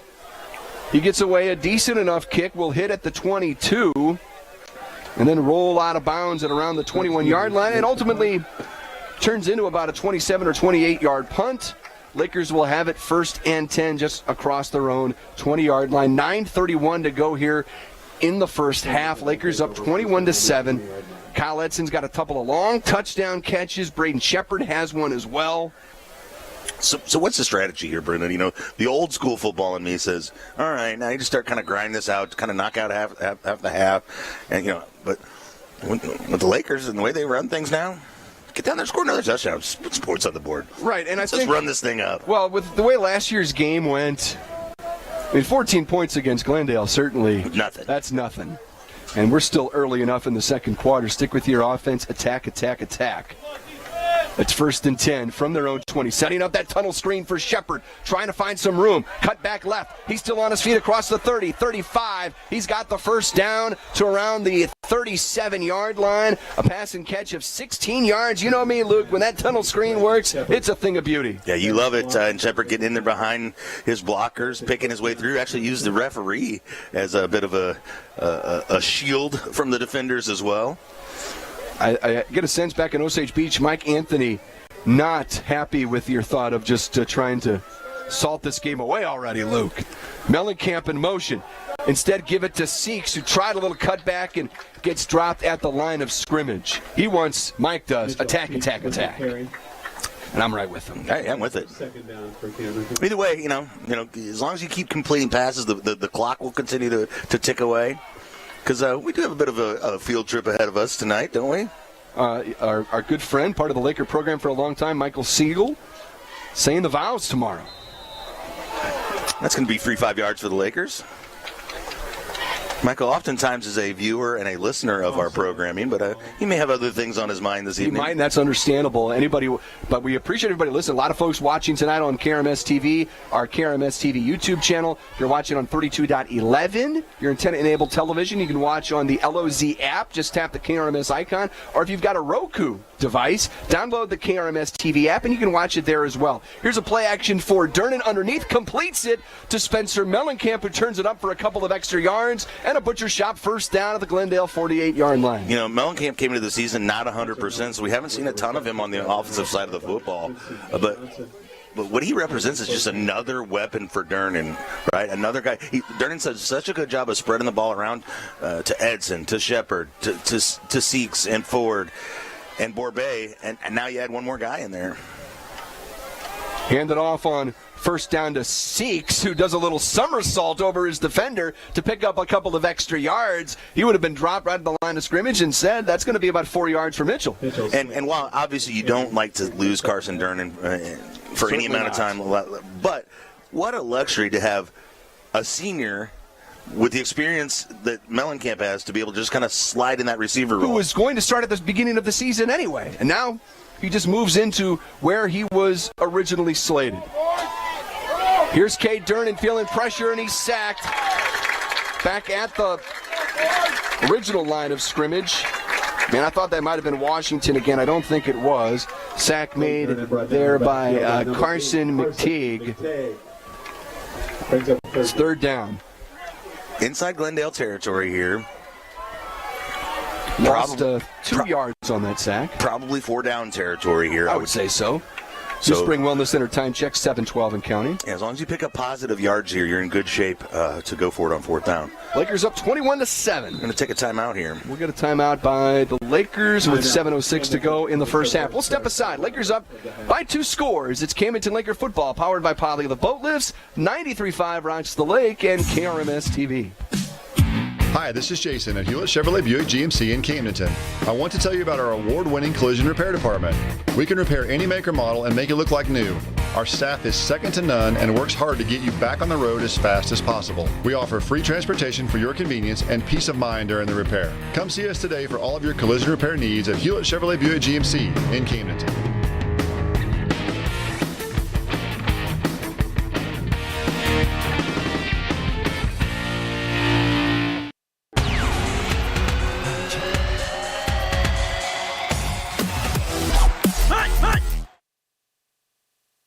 Laker football on 93.5 Rocks. See if we can check in with Jace down there. If he's got his earphones in, microphone on. Lensmart Optical, HMI Fireplace Shop. Jace. Hey guys, can you hear me a little bit better now? Well, not great, but I think we'll probably bring you up here to the booth, buddy. Okay, sounds good. I'll head up there. Lensmart Optical, HMI Fireplace Shop powers Jason all of his updates throughout the season. Here's a third down play, breaking down Cade Durnan, running down the right boundary. He's going to get the first down as he turned on the afterburners to pick up a Butcher Shop first down. You know, when you start listing Cade Durnan's assets as a quarterback, his flat-out speed isn't necessarily the ones right at the very top, but when he gets those long strides going and really kind of gets going like he's rounding second base, he can get to moving. Yeah, Cade showed that extra gear. First and 10, Lakers. That's another Anna Marie Hopkins smarter move nominee of the game as Durnan in stride hooks up down the left boundary with Blake Ford. And that's going to be another Butcher Shop first down. Anna Marie Hopkins, Smarter Move Real Estate Group, powered by Ozark Realty, Smarter Move of the Game nominee. Call Anna Marie at 573-544-3587. Not quite enough for the first down here, so it's 2nd and 1. You can pretty much call anything you like. Sure can. I like the idea of just going for the jugular here. Out of the pistol, handed off to Ford, who's got the first down as he's brought down at the 21-yard line, just shy of the Pacific Pools red zone. Lakers haven't had to operate much, Luke, inside the Pacific Pools red zone here tonight. Butcher Shop first down at the 22. From the left hash. Ford the tailback out of the pistol. Fake it to him, throw underneath for Borbet.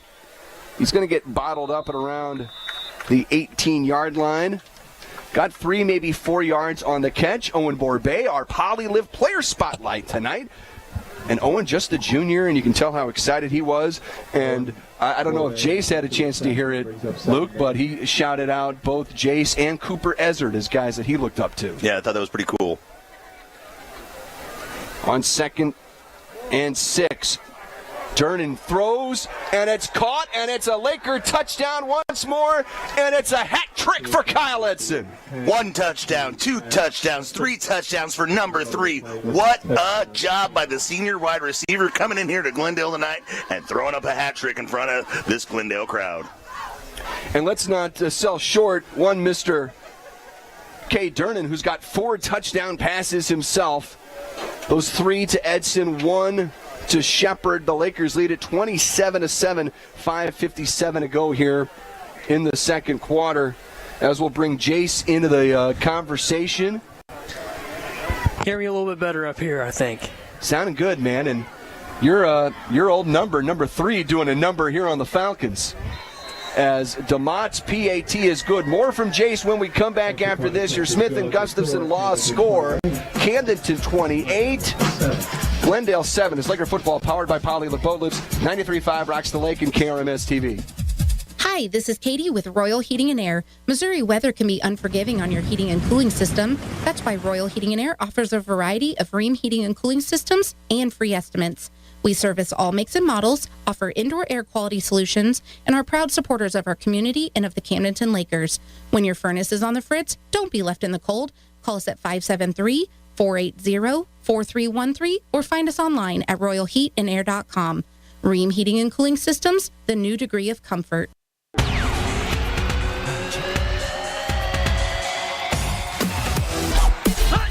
It's the original home for Laker football. 93.5 rocks.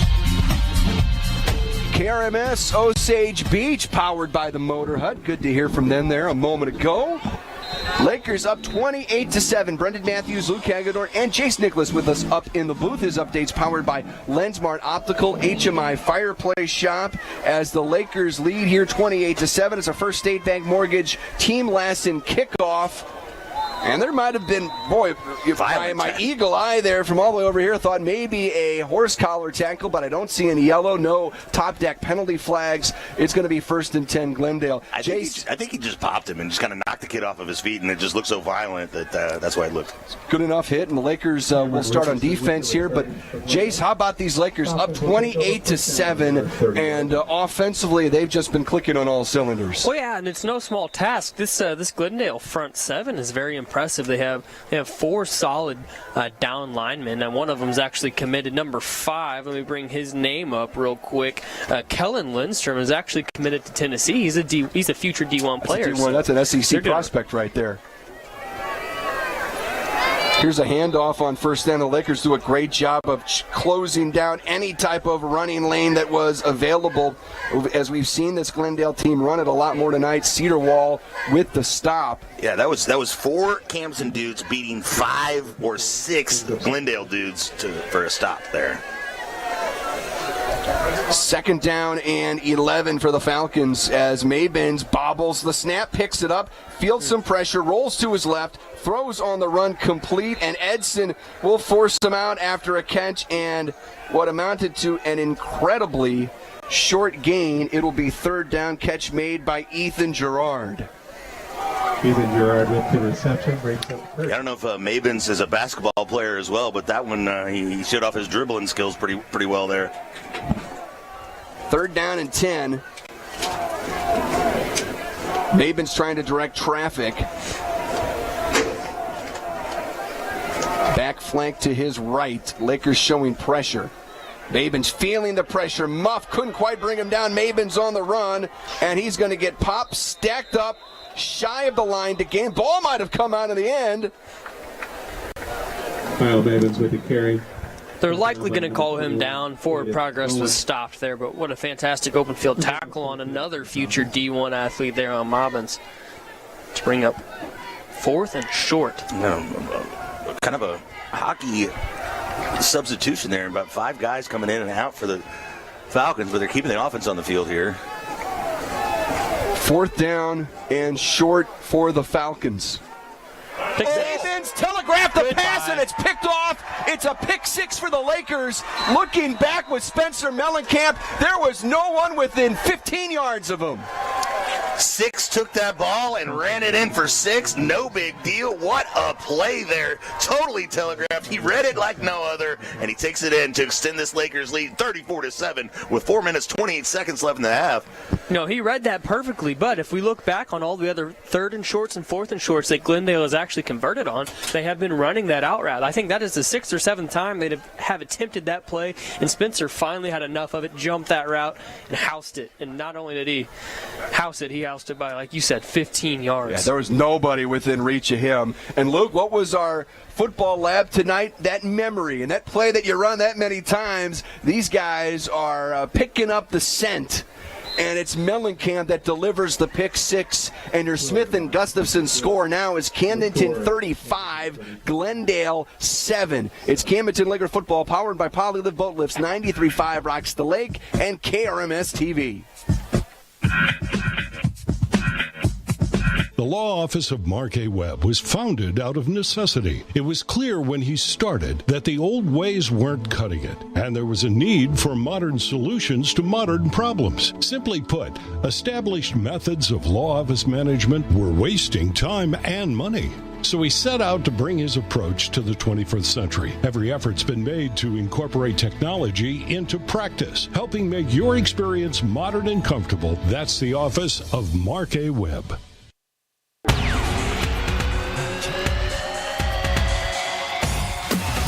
Football on 93.5 Rocks. That was a quiet side quick shot change of possession, and that's our favorite because it's one that results in a touchdown for the Lakers. 35-7 on the pick 6 by Spencer Mellencamp, who suddenly, Luke, throws his name into the hat for a Butcher Shop Golden Pork Chop tonight. Here's a First Aid Bag Mortgage team last in kickoff. It's fielded and returned at the Glendale 1-yard line and bringing it down the left boundary. A great return out to the 47-yard line. Best return of the night by either team. Parker Toon sets up his Falcons close to midfield, 1st and 10. Yeah, one of the best special teams play of the night goes to the credit of the Glendale Falcons there. And wow, we're staring down a 35-7 deficit here, the Falcons are, with 4 minutes, 14 seconds left in the half. This may be a positive spark here to cut into that lead. Lakers up by 28 with 4:14 to go here in the first half.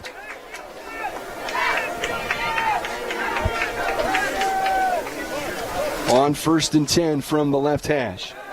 Maben's looking left. He'll throw left and complete. Stamper forced out the receiver after a gain of 5 yards. Catch made by Camden Bellamy. Had a couple of grabs that first series. 2nd and 5 for Glendale.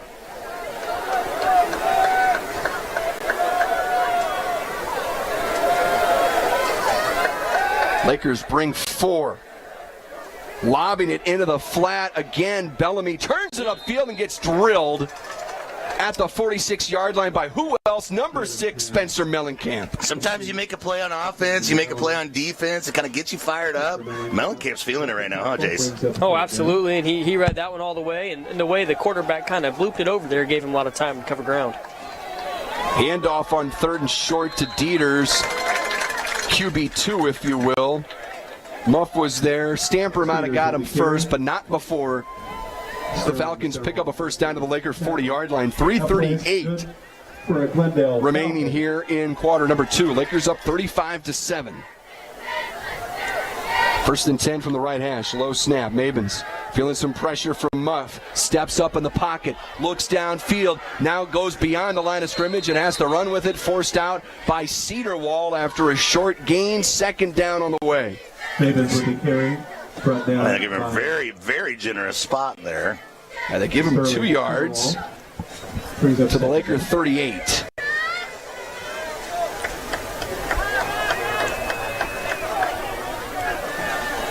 Second and 8. Mabens feeling pressure again, gets hit, but dumps it off to Dieters. who gets dropped after a short gain by Cedarwall. And was that DeMott that got back there? Man, there was some big-time heat on Mavis.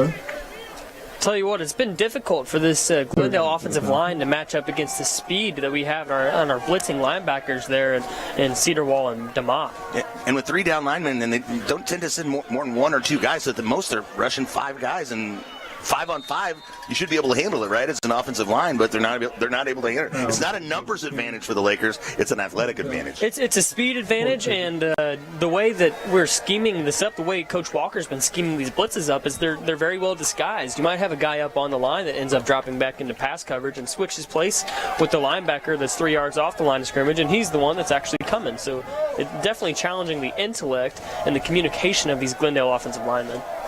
Mabins brings up 4th and 5 after his scamper down the right boundary. Lakers bringing 3. Muff from behind is going to drop him well short of the line to gain. Paul Muff from his defensive line position, the sophomore making plays. It's an Oakstar Bank play to bank on 1, and 2, it's a quiet side, quick shop, change of possession back to the Lakers. Now, Jason, I maybe took a little offense when you talked about challenging the intellect of an offensive lineman, but they challenged something of those offensive linemen there, and the offensive linemen did not succeed. Definitely not calling those offensive linemen not smart. I'm just saying that Jacob and I will have something to say about that. No, they're dialing up what we call is scheme breakers, and they're breaking the rules that those offensive linemen follow within their scheme.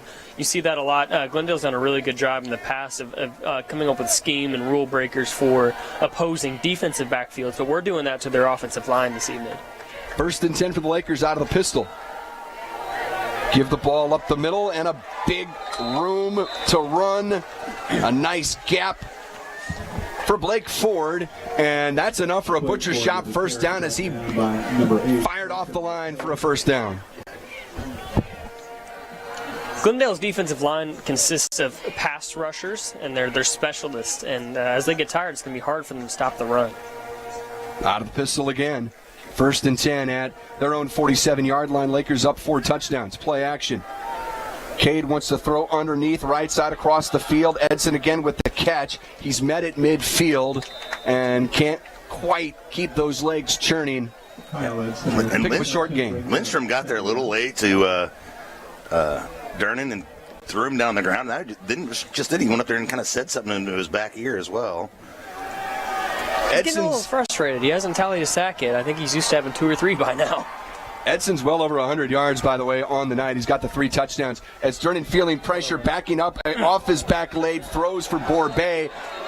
Looking for a flag, a top deck penalty flag. Did he get one? He did. Came in late, but he got it. Got it at the 27-yard line. Should be a pass interference. And should be enough to move for a butcher shop first down, top deck penalty flag. Jason, I know we mentioned it a couple times. Not sure if your ears were on at the time, but Borbay in his pregame interview, when Brendan asked him who he looked up to as former Lakers, your name was top of mind for him. Well, I did hear that. That made me smile and chuckle. I went over there and gave him a hug and said thank you for the shout out. And then he kind of gave me a little bit of a backhanded compliment. He said, "Hey, us short guys got to look out for each other." So I don't know. I don't know what he meant by that. I'm just kidding. No, it was really cool to get a compliment like that. You know, when you dress up and you play on Friday nights, I always like to play for everyone that was in the stands. So it was really cool to hear that someone enjoyed watching me play. Who are some of those guys that you looked up to when you were a young man? When I was little, I loved watching Murphy Ward. Man, he was my idol. The way he ran super hard, and that was in that old offense, obviously. I loved watching that. The Scarecrow. I was calling him the Scarecrow at the time because he'd been in Wizard of Oz. That man was crazy. He ran hard, and he was an actor as well, so I was around him because Mom was obviously the director for the theater program for so long there at the high school. And I also really liked Colin Carlock. I liked the way he caught the ball, too. Inside the Serdike Yamaha 2-minute warning, 1st and 10 Lakers after the penalty. Yep, got him again. And now we get another top deck penalty flag streaming in. Offsides. It will be another +5 on the offsides. Jace Nicholas up with us here in the booth. His updates brought to you by Lensmart Optical. His eyebrows are sponsored by HMI Fireplace Shop. Shout out Matt Kirtley listening in tonight. Already sent me a text complimenting our broadcast. He's a HMI Fireplace Shop crew member over there. 1st and 5, and another flag is going to fly in, and I think they got Glendale to jump one more time. I always like to shout out those HMI guys. Like to shout out my kitchen boys across the lake who listen in all the kitchens. Whether it's as the season is kind of shutting down, some of them are shutting down. But I know there's guys out on Tavern at the Bend are listening. I know the Backwater Jacks guys always listen. Shorty Pants. Shorty Pants crew is always tuned in. So if you guys are listening tonight, miss working with y'all. I had a lot of fun summers working with you guys.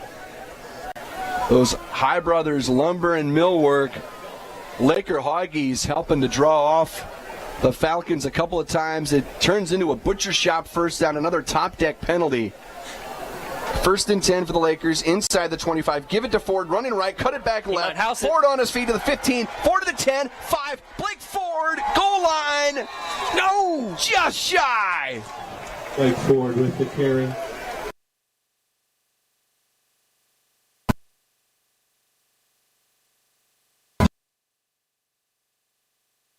Down on just comes up as close as you can get. He has caught fire the last 5 or 6 games. Oh my goodness. All right. I think Blake wanted him to send it upstairs for a review. We don't do that here. It's a QB keeper on 1st and 10 now. 41-7, a minute 23 to go. And we're still in the first half. Tell you what, we're going to have some fun silver carpet and drapery Laker highlights at halftime. And that's Cade Durnan's 7th rushing touchdown of the season. He doesn't use his legs a ton, but I think he's very comparable to Patrick Mahomes. But he's got it. Mm-hmm. He's got that extra gear, one he needs to apply it. DeMott on for the PAT. Low snap. Line drive kick by Willard is good. Mellencamp doing a great job as that long snapper tonight. Your Smith and Gustafson law firm score.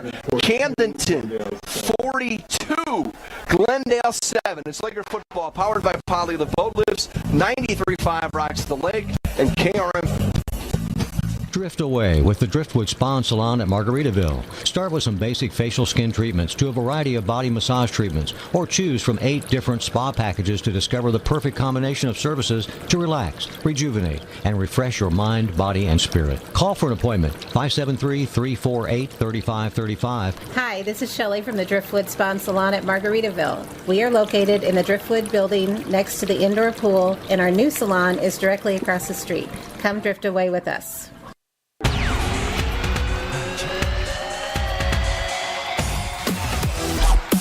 Five Rocks. Brendan Matthews, Luke Hagedorn, Jace Nicholas with you inside the Kenny Carroll Excavating broadcast booth. I want to welcome all you folks watching wherever you may be watching on KRMS TV or following us on Facebook or Twitter. That's powered by Lake West Excavating. Check out their pictures and more on the Lake West. Down may be important to some. And no, I'm not referring to the high school bookies that I talked about earlier in the first half. I definitely thought you were talking about me, Luke. But I think I'm talking about all of us because there's a particular number that may be up on the board right now. That magic number is on the board. That's Mike Anthony's favorite number, 35. And that's how much the Lakers lead by with 1 minute 14 seconds left in the half. Glendale does have the second half. They will have the football after deferring to the second half.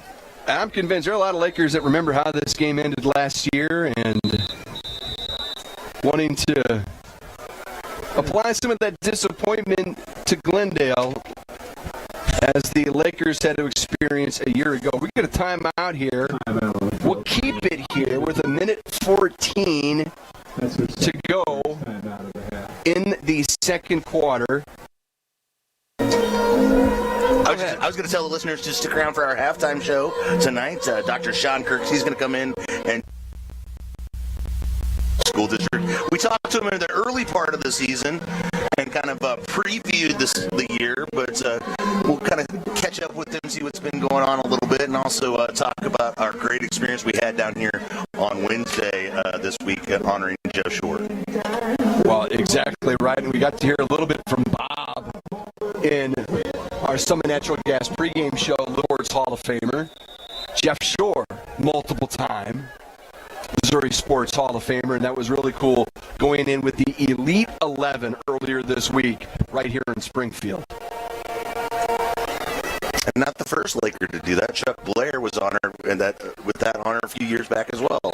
I got to visit with him a little bit for not only does he call the play-by-play for the Bolivar Liberators broadcast, so I see him often credits that group for really making Lakerland believe that they could go to state and could do some damage there, even though they lost as runners-up to Rockbridge in the state championship game back in '77. Mabins hooks up with Yates for a first down, setting up a screen, and Sterling Cedarwall providing more punishment as he's kind of moved back to linebacker, got the start on the defensive line, has moved back a little bit, playing his natural position. Oak Star Bank with 5 locations serving the Lake region, locations throughout southwest Missouri and the Kansas City area. Mabins under pressure again. Will survey, throws over the middle, complete. That'll stop the clock because of the first down at 33 seconds. 33.7 seconds. But as soon as they mark this ball ready for play, that will roll the clock here. 40. Mabins wants to go deep down the left boundary. Edson was in the neighborhood.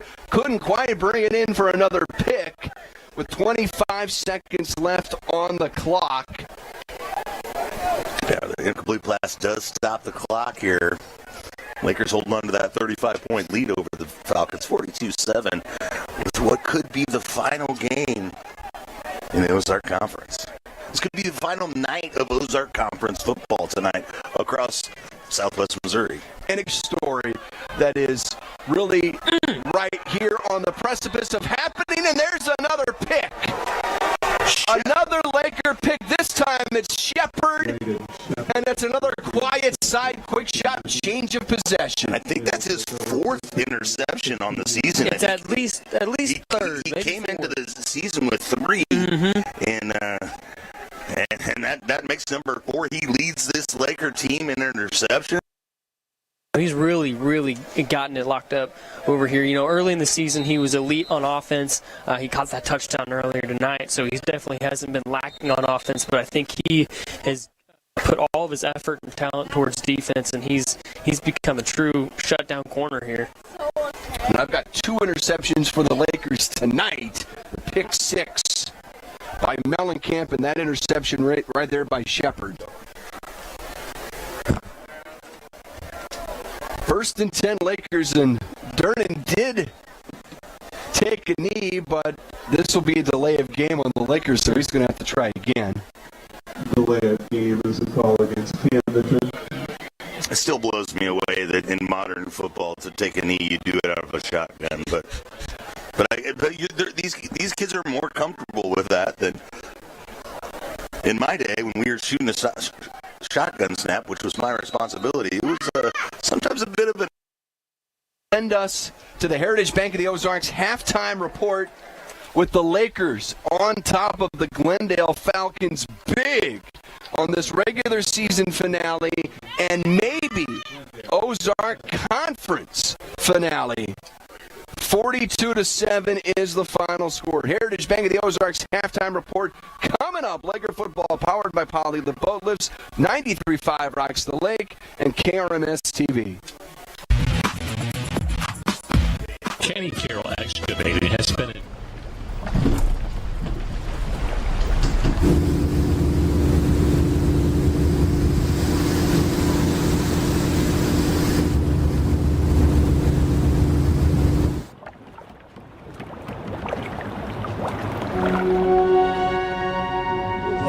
From total joint replacement to the times that matter most, our commitment runs deep.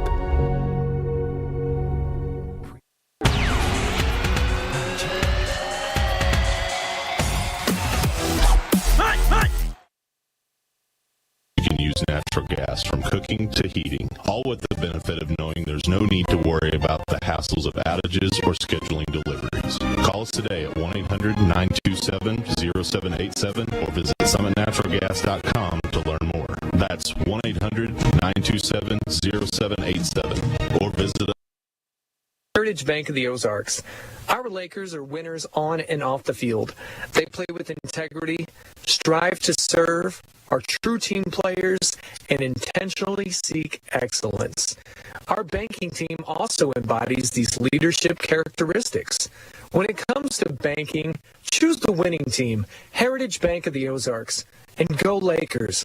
We are all behind you 100%. Member FDIC.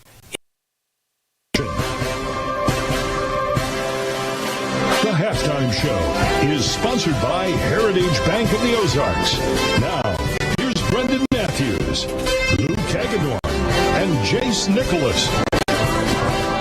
I'm going to welcome you back to the Heritage Bank of the Ozarks halftime report, where the Camdenton Lakers lead the Glendale Falcons in what could be the final game in the Ozark Conference, 42-7 here at Lowe Stadium in southeast Springfield.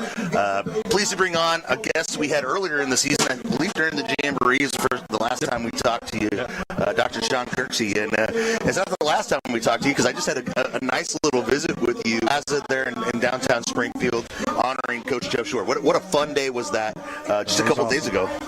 Very deserving for Jeff, and I went in classic Laker style, putting that Laker hat on. It was great. So, yeah, it was a lot of fun out there, and always well representative in the Missouri State Hall of Fame.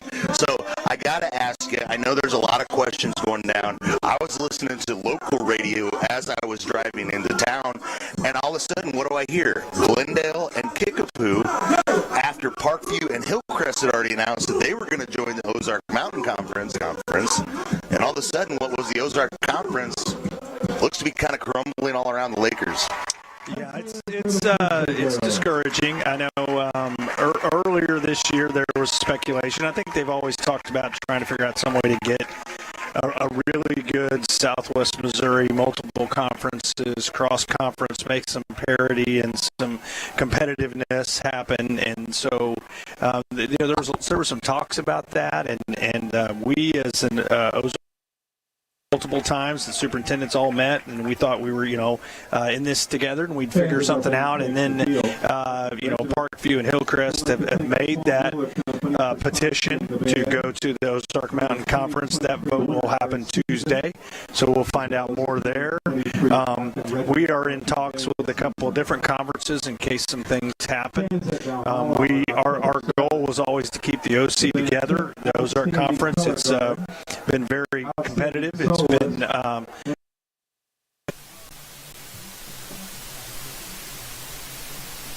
well, I mean, that's our. I mean, a lot of people now, Waynesville's not the rival that they once were, but there was a time when that was the game, and still, it's well attended. Our fan bases both enjoy that game, and likewise with Rolla and Lebanon. So I think that was kind of a key to keep those together. But Kickapoo's become a really good rivalry game lately, and Glendale beat us last year. Now tonight, we're obviously getting the better of things, but that has been a good contest as well. And so it's been good for our kids. So it's disappointing to hear that. Now, I do know that Kickapoo and Glendale have not. They've just been invited.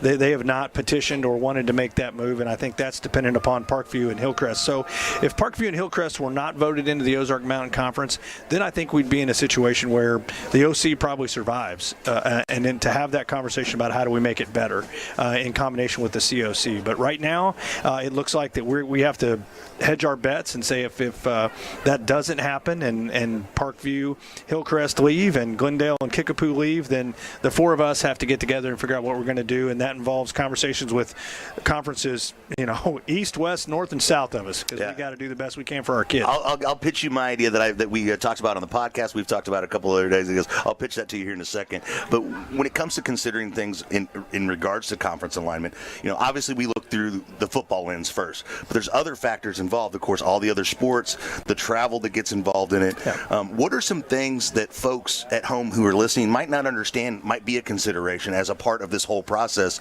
and on top of the travel, top of the competitive nature of it. Are there anything else that you as a school district consider when you're deciding what conference going to be? Because the Lakers in history, you go back to the 80s when we were in the Tri-County Conference, we basically outgrew it, but they kind of kicked us out, yeah, right? Pretty much, yeah. And then we went all those years being an independent, which puts a lot of pressure on the athletic director and the coaches and the kids. A lot of travel, and you don't know who you're playing, and the parents don't know where they're going from year to year, and how to get to the stadiums and how to participate and how to be a part of it. So it's just it is kind of a burden for your whole community and your kids and your coaches and your AD especially. But the things we look at would be, I mean. People wonder why focus football? Why focus football? Why do we talk so much about football? Because football only has 9 games, and then you go to district. So if you've got 8, 9, or 10 teams in your conference determines every single team you play. Now in basketball, we've got 10 teams in a conference. You could pick up 15 other games against other people you want to play. Soccer, softball. Golf, you go to the tournaments you want to go to. You have a conference tournament, but wrestling, you can go where you want to go, and a lot more contests. Football really locks you in because that's your season. You're building your schedule, and so if there's not parity or if there's a whole lot of travel, you're going to be doing that a lot. I think swim and some of the other sports you look at, tennis, do the other schools even have them? I mean, you've got to look at that when you start looking at other schools don't have a swim team. We have one of the best swimmers in the entire Midwest on our boys swim team right now. I mean, that guy is a rock star. I mean, in the pool. Torpedo. And he is a torpedo, and works super hard at it. The whole team does. That's a gifted team there, and but we got to make sure teams even have a swim team that we can compete against. And so those are the things you consider. It's travel, it's safety for our kids, and it's competitive balance. Yeah, and it does make sense for the record that a Laker is the fastest swimmer in the state, by the way. That just makes sense to me. But, okay, let me pitch this at you. We've kicked this around for a while. It's an idea I've kind of had, especially with the Jeff City schools breaking up, or with Jeff City High breaking up. Here's my ideal conference. I haven't come up with a name with it. If you want to name it after me, that's fine. Okay. But it would be Camdenton, Lebanon, Rolla, Waynesville, Jeff City High, Capital City, Helias, Columbia Rockbridge, Battle, and Hickman. It makes a 10-team league. No road trip is longer than an hour and a half. We kind of move our market into more of the Jeff City, Columbia media market. Well, I think the only. And I know you can't comment officially on anything. I mean, it's not a problem. We've talked to them. We've had conversations. I think they would like that. You kind of forgetting that mix Sedalia, because Sedalia is in their conference. That's what you described without Rolla, Camdenton, Waynesville, and Lebanon is the Central Missouri Conference, which Sedalia is in there. And then there used to be the Mid-Mo Conference, which is in there too. I think that's we are in conversations with them. That makes an 11-team conference, which is kind of weird because you got nine regular season games. You get 10, it's perfect.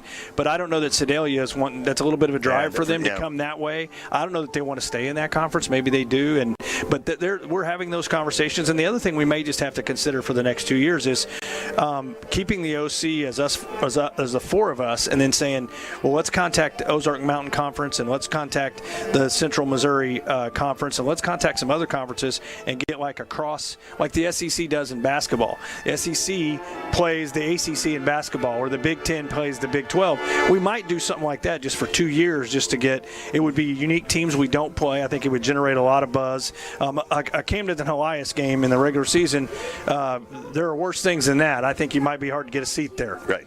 We may find that out in a couple of weeks if we keep winning and they keep winning. But that's a great possibility. To try and look at doing something like that too. And it's fun. And just an opportunity. A time like this gives guys like me and Brendan and Sammy and Jace to talk about the fantasy. Tons to talk about. Yeah. What could happen, right? Yeah. We've talked about how the Lakers should be in a different conference over the year anyway. But now it's kind of real. It's like, it's not like my opinion's going to sway anything. But I did want to get that one out there. Dr. Sean Kirksey, Superintendent of Schools. Anything else? Any messages you want to get? I know Dr. Kurt sent me some results. I know there's a lot of sports going on. Oh yeah, we'll get caught up on that later. Doing great, but just right now, the softball team, big game tomorrow against Elias. Sectional game again. They won their conference again. They won their district again. One of the top teams in the state. Coach Dinsdale's doing an amazing job. The girls, if you have not seen those girls play, watch them play. They are so much fun, and they play hard, and they do things right. It's really he's just doing a great job, and so are the girls. So they play tomorrow at 1 o'clock in Jeff City, at Elias. At Elias, and if you want to go watch some great softball, that will definitely be it. Yeah. Go down and check that out. 1 p.m. 1 p.m. at Elias, first pitch. Yeah. Dr. Kirksey, thank you so much. Thank you. You were listening to the Heritage Bank of the Ozarks halftime report. We're going to be back with more stats, highlights from the first half, and more on your home for Laker football, 93.5 Rocks Lake and KRMS TV. Out here, things become clear. We learn a bit more about ourselves and discover that the deepest bonds start at the surface. We might not know where the day will take us, but we can always trust Yamaha to put us in the center of everything we love about the water. Visit Surdak Yamaha at Lake of the Ozarks, 50 years strong. At Jennings Insurance Group, we specialize in retirement solutions and employee benefits. We use insurance as a tool to positively impact the lives of those we serve. Our goal is to provide you with the best possible coverage and the knowledge to use it. Your team at Jennings provides a holistic approach to retirement solutions using tools to help with comprehensive will and trust documentation, assistance in funding trust, medical directives, and powers of attorney. We work with many companies, but we work for our clients. Health insurance strategies are a big part of financial planning. It is one of the 5 financial risks that we address. At Jennings, we'll address other financial risks, including inflation, taxes, market volatility, and longevity. Call or visit Jennings Insurance Group online today and learn more about how we can help you protect what matters most.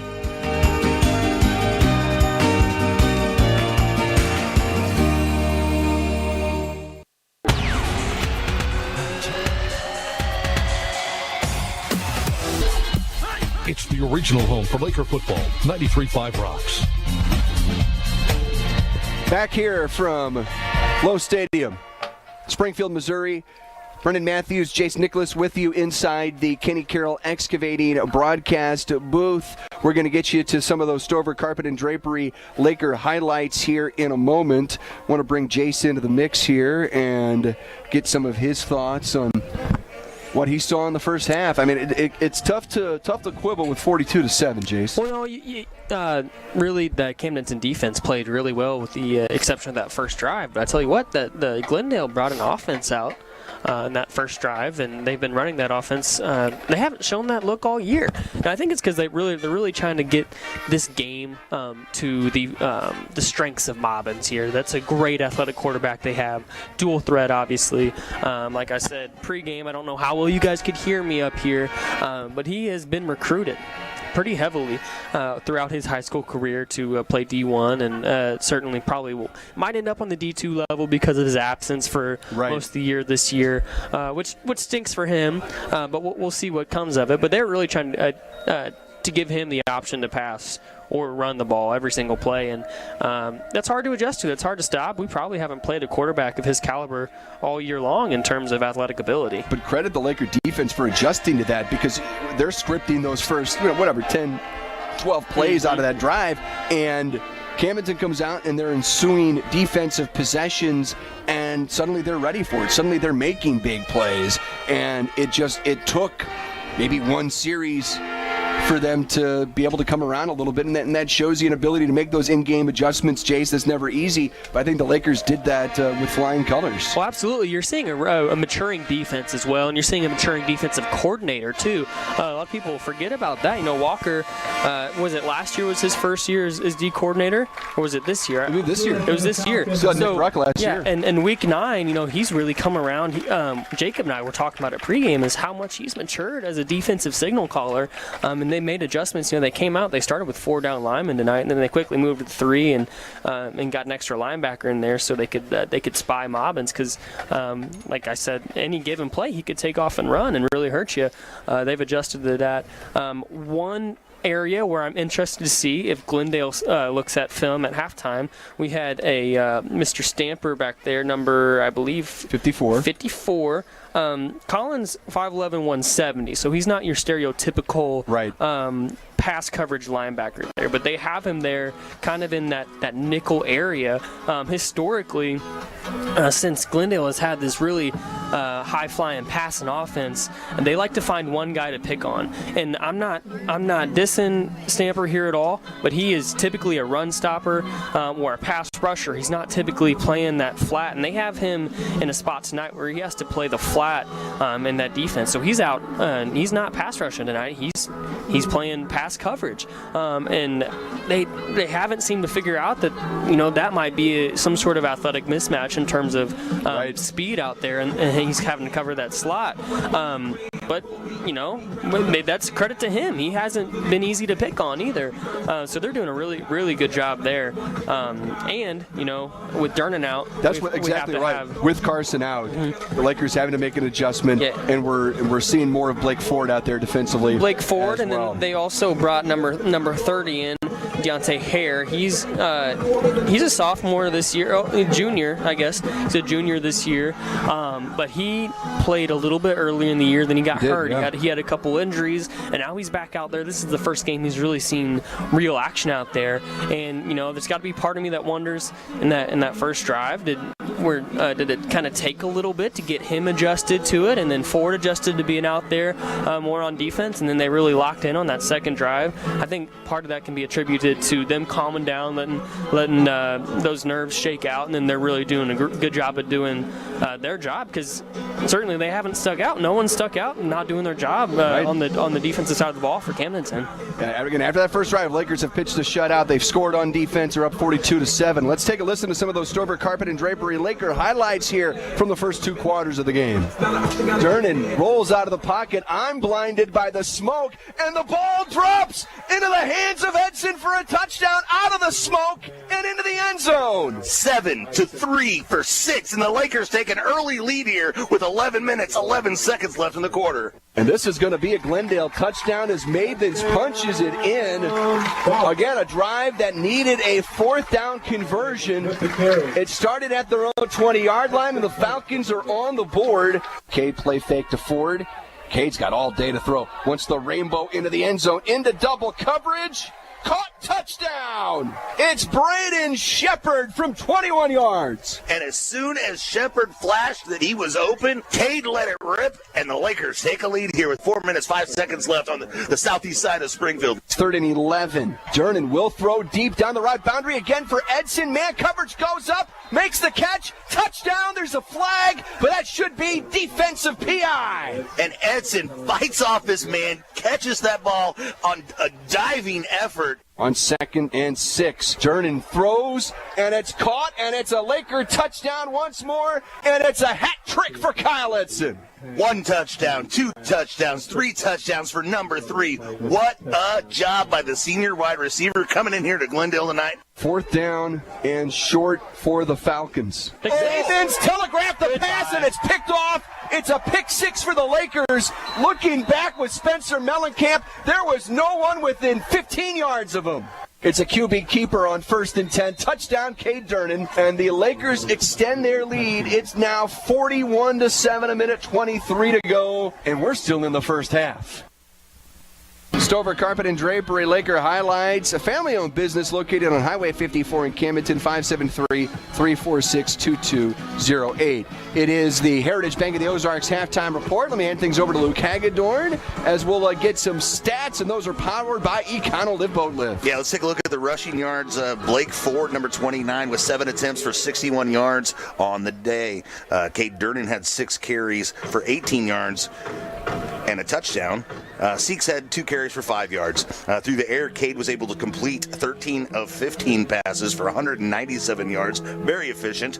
4 touchdowns, a long of 34. He was sacked twice on the evening. Through the air, Kyle Edson caught 5 balls for 117 yards and 3 touchdowns, a long of 34. Braden Shepard had 3 catches for 46 and a touch. Owen Borbet, our pre-game guest, had 2 catches for 15. Blake Ford had 2 catches for 11, and Mellencamp had 1 for 8. On the Glendale side, it's been the Caleb Mabin show. He had their only touchdown on the ground. He's ran the ball 13 times for 39 yards and that touchdown, and he's passed 23 times, completed 17 balls, has 2 interceptions, including that pick 6 by Mellencamp for only 107 yards in the first half. Lakers dominating all sides of the ball, up 35 points. Hopefully, here's to a quick second half there, boys. Those are your stats powered by Econolift Boat Lift, building quality boat lifts right here in the USA. Find them online at econolift.com. Well, let's get an update from some scores around the area inside our BG Tree Service Score Center. Sammy Stava standing by with an update for us here tonight. Sammy. Yes, Brendan. Thank you, Brendan. It is halftime here in the regular season finale, but elsewhere, Lebanon has taken a 35-3 lead over Rolla in the fourth quarter. Meanwhile, Kickapoo leads Bolivar 35-7 at halftime. And it's a final in the St. Louis area as Helias beats Vianney by the score of 42-0. So Helias will be the top seed in the Class 5 District 5 bracket. And some other Class 5 District 5 scores. North Point leads St. Charles 35-6. And Capital City leads Kirksville 27-14 at the half. From the BG Tree Service Score Center, I'm Sammy Stava. Brendan, back to you. Thank you very much, Sammy. Yeah, Capital City, North Point could be schools that Camdenton sees 2 weeks from tonight, and it could be Rolla, could be Washington next week for Camdenton at home. We know the Lakers will host next week as the number 2 seed. This has been the Heritage Bank of the Ozarks halftime report. When we come back, we kick off a third quarter with the Lakers up by a score of 42-7. It's Laker football powered by Polylift Boat Lifts. 93.5 Rocks the Lake and KRMS TV. When you're ready for a remodel, DKB Showroom is the place to start. You'll be amazed at the size and quality of selections we have to start your project. And with decades of design and plumbing expertise, no job is too big or too small for DKB. Call and schedule your appointment today. At DKB Showroom, we do kitchens and baths better. See our beautiful showroom in Osage Beach or visit dkbshowroom.com. I'm hiding. Where? At Dave's Hideaway. Why? Well, there's no smoking, no pets. They have Wi-Fi, great barbecue pits, microwaves, refrigerators, best shower pressure at the lake, and the cleanest rooms. Coffee anytime, too. And they have great weekly rates. Bob, where are you? Oh, don't tell anyone, but I'm hiding at Dave's Hideaway, just west of the Camdenton Square on 54. Come join me at Dave's Hideaway, 873-7111. Bob! High Brothers Lumber and Millwork is proud to be a locally owned business, supporting our local communities and employing local people. For lumber, hardware, plumbing, electrical, floor covering, kitchen cabinets, Valspar paint, and an extensive selection of windows and doors, stop by and let High Brothers help you. Meet the professional team at High Brothers Lumber and Millwork, South Highway 5, Camdenton, highbrotherslumber.com. High Brothers Lumber and Millwork, proud to support high school athletics and broadcasts. Go Lakers!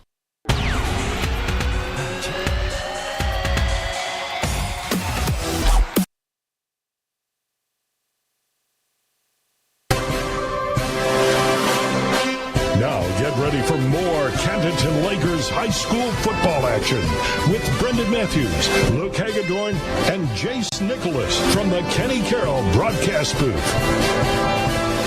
Halftime winding down. Heritage Bank of the Ozarks halftime report winding down as well with the Lakers on top of the Glendale Falcons by a score of 42-7. Luke, tough not to be incredibly impressed by what we saw in the first 24 minutes of this ball game. You come into this game, you don't really know what to expect. Obviously Glendale, between the coaching change, quarterback change, all the tumult that this Falcons program has gone through this season, you didn't know how they were going to respond. But then sometimes it's like a caged animal or a cornered bear or some other metaphor or simile that I just can't come up with the top of my head of wildlife who feels threatened. perhaps a caged falcon, as it were. You never know if they're going to come out and scratch your eyeballs out, right? And so far, the Lakers shut that down in the first half to the tune of 42 points, including a pick six. So they're scoring in all kinds of different ways. Cade Durnan scores with his legs, puts the ball in the end zone through the air as well, and the defense gets in the game as well with that Spencer Mellencamp touchdown party in the end zone. Well, we're going to start here this third quarter with the First State Bank Mortgage Team Lassen kickoff with the Lakers up by a score of 42-7. Willard DeMont to do the duties here. And he will unleash a line drive kick fielded at the 10-yard line.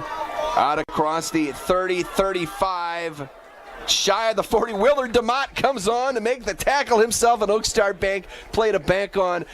Sometimes it stands out when a kicker makes a tackle, Luke, but not when that tackles one of your linebackers in Willard DeMott. Yeah, and I didn't catch a number on it, but one of the Lakers downfield who had an opportunity to tackle him a little earlier took a huge block. Got up and worse for the wear there, but lighting here at Lowe Stadium isn't the best of all the Ozark Conference. If we in fact aren't coming back here ever again, one thing I won't miss is the lighting situation here in Glendale. So we're going to get at least here for a moment. Well, it looked like a new quarterback. I think we are. At least for a moment, going to get. Mabins is down here on the sidelines, and it's not Dieters either. This is a completed pass out across the 35-yard line to the 40. Mabins has his helmet on here. He's got his hand warmer behind him. Cash Newberry is the quarterback now. But he's not standing next to the coach. Now he's kind of working his way that direction. So it's almost, it's not like he's injured. He's not sitting on the training table. But it's almost as if his night's over, and they're just kind of moving on here. Newberry feels some phantom pressure, puts the ball on the turf. It's still on the turf. There's going to be a scrum for it at the 47-yard line. He fell on the ball, but the ball was still just sitting there on the turf. I think he managed to get it back. Yeah, there were more blue shirts. On the very end. More blue shirts in the area than there were white shirts, and so. Cash Newberry with the carry. He ends up getting close to the line to gain here. So it's second down and short for the Falcons at their own 47-yard line, operating from the right hash. Yeah, Newberry just a sophomore, and again, with the new coaching staff, sometimes you see those underclassmen getting opportunities they might not otherwise get. 5 receivers. He's going to throw under duress and completes the pass right around midfield. Catch made by Gilardi. It's 1st and 10 for the Falcons. Pretty much your starting lineup out there for the Lakers. A few new faces subbing in, get a little fresh legs on that defensive line, but we do get that turbo clock in effect here, at least for now. And there is Dieters, who is one of the other quarterbacks. He takes it the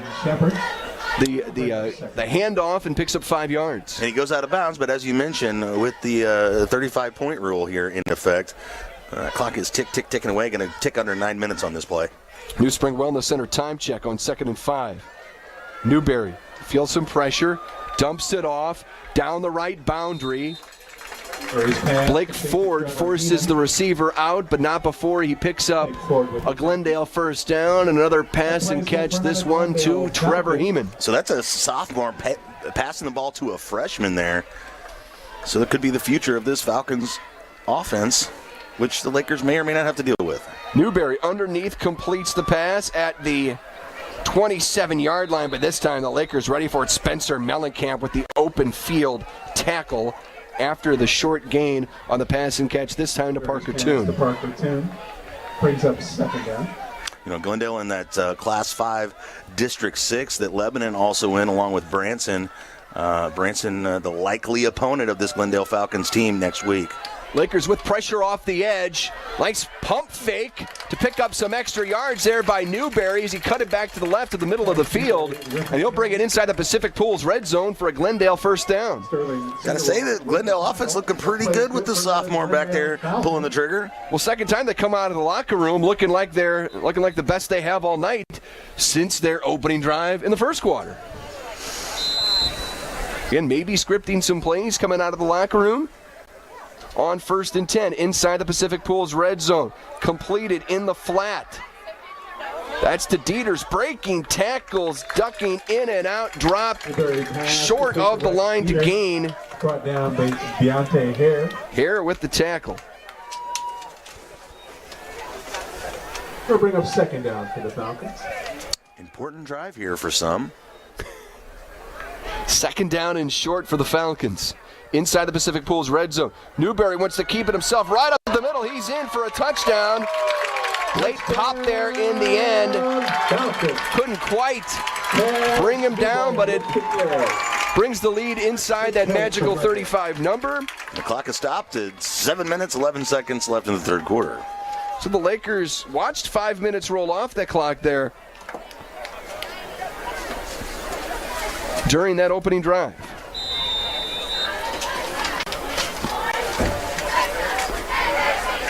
So the Falcons have scored their second touchdown of the night. Heeman on for the PAT. Good snap, good hold. And the kick is good. Your Smith & Gustafson Law Firm score. Camdenton 42. Glendale 14. It's Laker football powered by Podley the Boat Lifts. 93.5 Rocks the Lake and KRMS TV. Alley Home and Howe Funeral Home, your hometown funeral service provider, has been proudly supporting Camdenton and the surrounding communities for 90 years. At Alley Home and Howe Funeral Home, we believe in giving back, remaining visible, and serving the communities that have welcomed us through the years. Our hometown staff is active in volunteering at local organizations.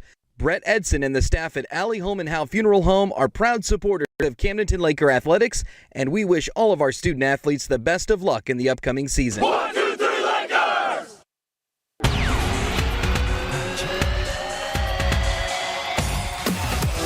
Home for Laker football, 93.5 Rocks. Jace Nicholas, his updates brought to you by Lensmart Optical. Jace is reporting that Kyle Edson, Luke, is going to be out for the remainder of the ball game. Yeah, that's not a good sign. I mean, it's a good sign. Obviously, the Lakers could afford to forge on without him here, but he between special teams and obviously offensive and defensively, he's out on the field the majority of the time. So, it's one of those guys when you lose him, you not only lose his offensive position or his defensive position or his special teams position, you lose all of them. He's also the punter for this team. I also can't recall saying Cade Durnan back to return the kickoff here. Have we said that this year? That's very interesting. That's one of the first quarterbacks I've seen back to return a kick since Jeff Shore. Here's an onside kick, and the Lakers recover it right at midfield. And that was Willard DeMott doing the recovery. Hands team out there doing a good job securing that football for the Lakers right there at the midfield logo. On that First State Bank Mortgage Team Lassen kickoff, visit yourlakeloan.com, located on Bagnell Dam Boulevard. Call 573-746-7211. I want to thank our lodging partners over at the resort at Lake of the Ozarks. They're doing a great event this weekend, the Pinktober event. It's coming up tomorrow. It's at the Encore to help support breast cancer, as all money raised will benefit Lake Regional Health System. So all money stays local. The doors open at 6 o'clock, a $20 donation for breast cancer, silent and live auctions until 7 o'clock.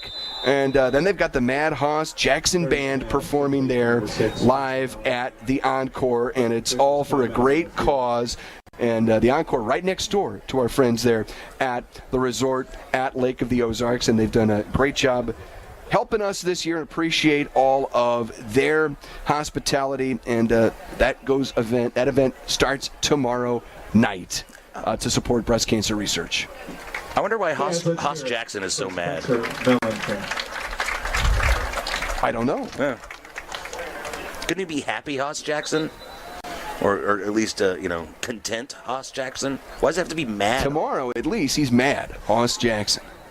Should be a fun event. I wonder if that means angry or he's talking about his mental... It is spelled M-A-D-D. Oh, okay. So it's not like Mad Magazine? I don't think so. Okay. No Alfred E. Newman? Legendary. Second down and short here for the Lakers. Under 7 to go in this third quarter. Handoff to Ford as he brings it inside the 45-yard line. Shy of the line to gain. I see somebody's warming up for quarterback over on the other sideline for the Lakers. I see the ball going back and forth, but can't tell you who that might be. Blake Ford with the carry, brought down. We've got Jace's microphone up. If he's able to pop in, he's welcome to do so. His update's brought to you by Lensmart Optical, HMI Fireplace Shop. Third down and short. Trying to maybe draw Glendale off sides again for a top deck penalty. Still 12 on the play clock here. Clock is winding down, 6:15. Counting in this third quarter, Lakers up 42-14. Play action. Cade rolling to his right. He's got the corner. Wants to tuck it and run. Had that edge. Picks up a butcher shop. First down. And we talked about his acceleration, Luke, that extra gear. He's also just the instincts when he runs. He doesn't overdo it, and he knows exactly what he has to do in a spot like that to pick up a first down. And I think that's one of those things that's improved week in, week out for him, too. I think he's better at it now here in week 9 than he certainly was in week 1. First and 10 for the Lakers from the Glendale 39-yard line. Hand off to Ford, up the middle. He's got a little space. Breaking tacklers as he's lowering his shoulder inside the 35-yard line. Brought down close to the 30, a yard or two shy of the line to gain. That was a nice, hard, tough run. And it's another Anna Marie Hopkins Smarter Move Real Estate Group, powered by Ozark Realty. Smarter Move of the Game nominee. Call Anna Marie at 573-544-3587. Yeah, Ford, it's 6 foot, 185 pounds. Just using every bit of that to fight his way through tackles. He's a tough runner to bring down. Doesn't often go down on first contact. Second and short here for the Lakers, shy of the 30-yard line. High snap, give it to Ford again, running left. He's got some space, taking tacklers with him inside the 25-yard line. Finally stacked up shy of the 20, but it's going to be another butcher shop. First down for the Lakers. And Luke, if we go back to our Mid-City Lumber game plan before the ball game here tonight, locations in Osage Beach, Columbia, Boonville, Jeff City, and Sedalia. Visit midcitylumber.com. It was, don't let the ball touch the turf. Cade Durnan's been exceptional when it comes to efficiency tonight. They've run the ball very well. With as much passing as we've seen, it's been a really clean football game and high efficiency. Yeah, a couple drops, a couple throwaways, but other than that, it's just been completed passes. And there goes Seeks around the corner. Yeah, there's the jet sweep, and Seeks gets popped at the 20-yard line, picks up 2 or 3 yards on that first down run. 4:40 to go here in the third quarter. Lakers up 42-14. Still just shy of the Pacific Pools red zone here. Clock is still moving here, so Lakers are going to take their time, let kind of shifting gears in the way they're operating here in the second half. At this point, you just oftentimes the Lakers want to get as many possessions as possible, but now with this heavy lead, you're just trying to get the game over and get back home. Toss right, Mitchell Seeks cut it back left as he dives forward to get an extra yard or two to the 15, pick up a 5. Still shy of the yard of the line to gain, but it's going to bring up third down. Very manageable here for the Laker offense. Seeks slow to get up there. It's going to go to the sideline with the blitz. He's got a little hitch in the giddy up. Will come off the field a little worse for the wear. I think he's going to be all right. I don't think he's anything serious there, but see if we can get Jace up here in seconds. Get some of the details on what exactly happened to Kyle Edson. Borbet in motion. Instead, give it to Ford up the middle. Blake Ford. How about that hoggy offensive line? The Lakers moving the pile. Ford, the beneficiary, as he's going to move the chains again inside the 10, inside the Pacific Pools red zone. Goal to go. And your High Brothers, Lumber and Millwork Laker Hoggies. Yeah, Hilton, Reap, Cole Lane, all getting pieces of their guys and moving them forward. Carson George doing a bang-up job in there. First down and goal from the 9-yard line. Out of the pistol for the Lakers. Cade Durnan. Between the hashes, Ford again, the tailback. Trying the hard count there. Glendale doesn't fall for it. Again, milking this play clock. Getting this, when they call this play, it should be under 3 minutes. Fake it to Ford on the slant, over the middle, incomplete. Deontay Hare was the intended target. And again, a rare moment where we see the ball touch the turf. I like the idea of getting Hare involved in this ball game. You know, he made an impact early in the season. We called his name a few times, not only in offense, defense, special teams, kind of all over the field. Kind of midway through the season, didn't hear from him as much. But I like getting him involved. Yeah, I think he's impressed both of us here and getting a look tonight. Here's Ford running left. He got spun around and seemed to lose his bearings for a second and picks up 2, maybe 3 yards on the run down to the 6-yard line. Goal to go. Third down and goal. Keeps that clock ticking. That'll bring up third down. Only in the third quarter here, but can you tell I'm anxious to get on the road? I am. I can tell, yes. I think we're anxious to see the Lakers lock up their 7th win of the year. Third down, goal to go. Out of the pistol. Fake it to Ford, rolling left, Durnan, surveying the end zone and lobs one up out of bounds. There was traffic in the corner of the end zone there, I should mention. You know, I talk about a lot often how often Cade's balls make it all the way to the track, and it sounds like it's like saying he's inaccurate or something like that. But it's just when he decides to throw it away, he's going to throw it away, and he's certainly got the arm strength to keep it out of harm's way. I don't know if they were starting to bring the field goal unit on. No, they did bring the field goal unit on. Looked for a second that Cade was trying to chase him away. But Willard DeMott on for the kick here. It would not engage the turbo clock. No, but it gives you another chance to work on this unit who, as a new member. And the kick is good by Willard DeMott, a field goal of about 22 yards. Lakers extend their lead. It's 45-14 with 2:21 to go in the third quarter. We'll step aside. That's your Smith & Gustafson Law Firm score. It's Laker football powered by Poly Live Boat Lifts. 93.5 Rocks the Lake and KRMS TV. Being a successful Laker athlete takes hard work, discipline, and teamwork, much like our work here at Polylift Boat Lifts. If you envision your team being the best, you will be the best. The effort you put into building your team and working together as one unit always pays off. And remember, Lakers, who's got it better than us? Congratulations to all the Laker athletes from all of us at Polylift Boat Lifts. We don't just build boat lifts, we build Poly lifts.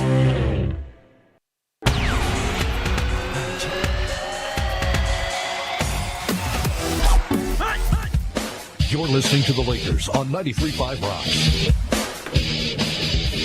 KRMS Osage Beach. It's powered by the Motor Hut. Putt on down to the Motor Hut. Camdenton up by a score of 45-14. 2:21 to go in the third quarter. Brendan Matthews, Luke Hagedorn with you inside the Kenny Carroll Excavating broadcast booth.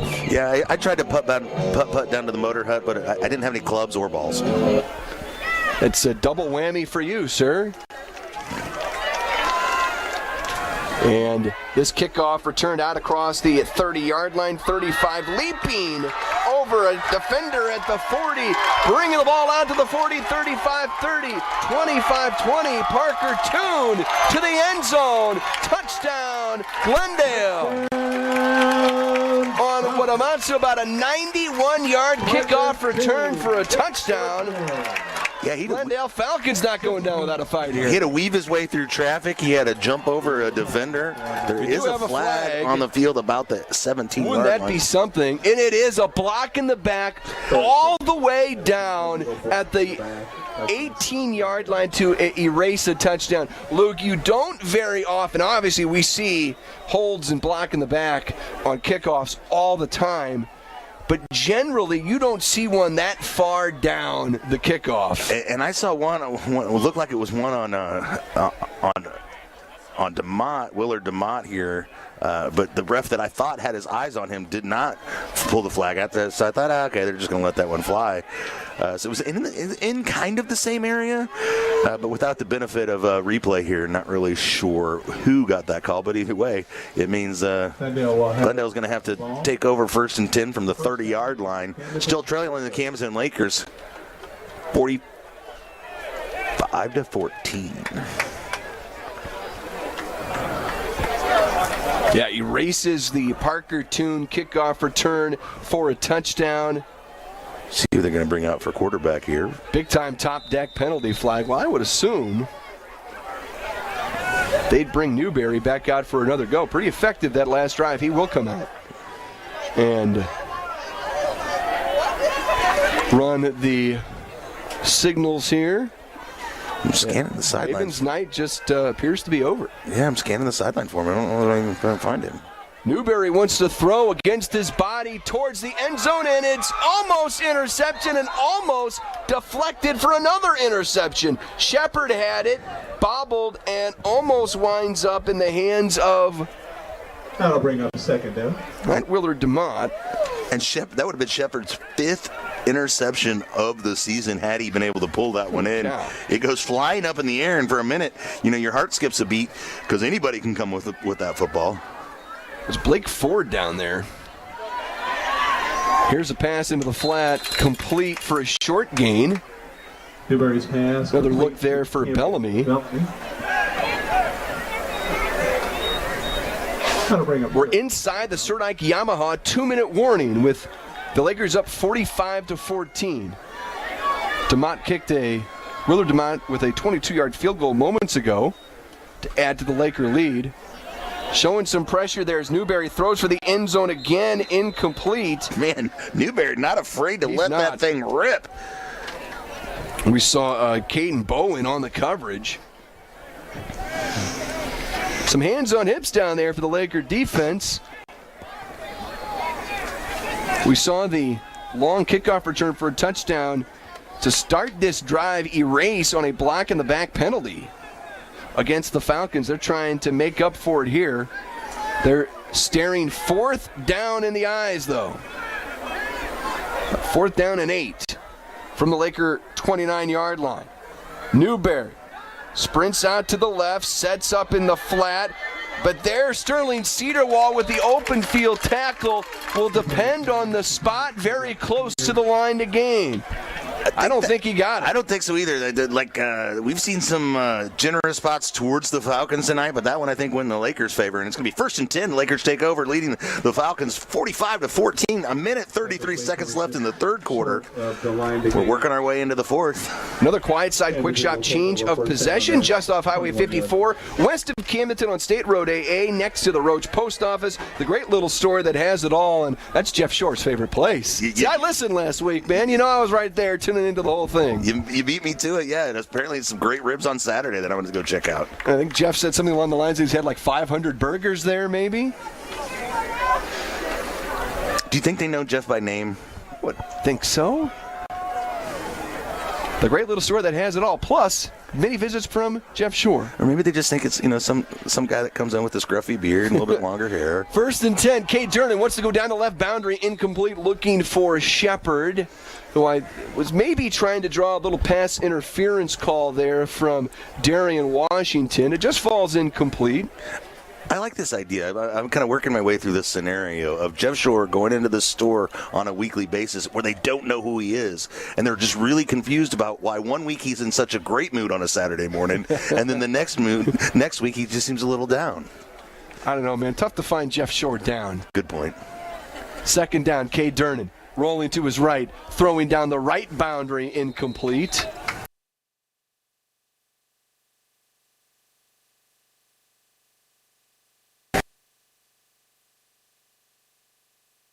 Lakers up 45-14, and again, we've seen a lot of the starters out there. Luke Edson's night is done after his 3 touchdowns, over 100 yards.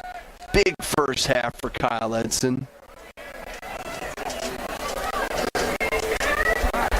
Also made some big plays on defense.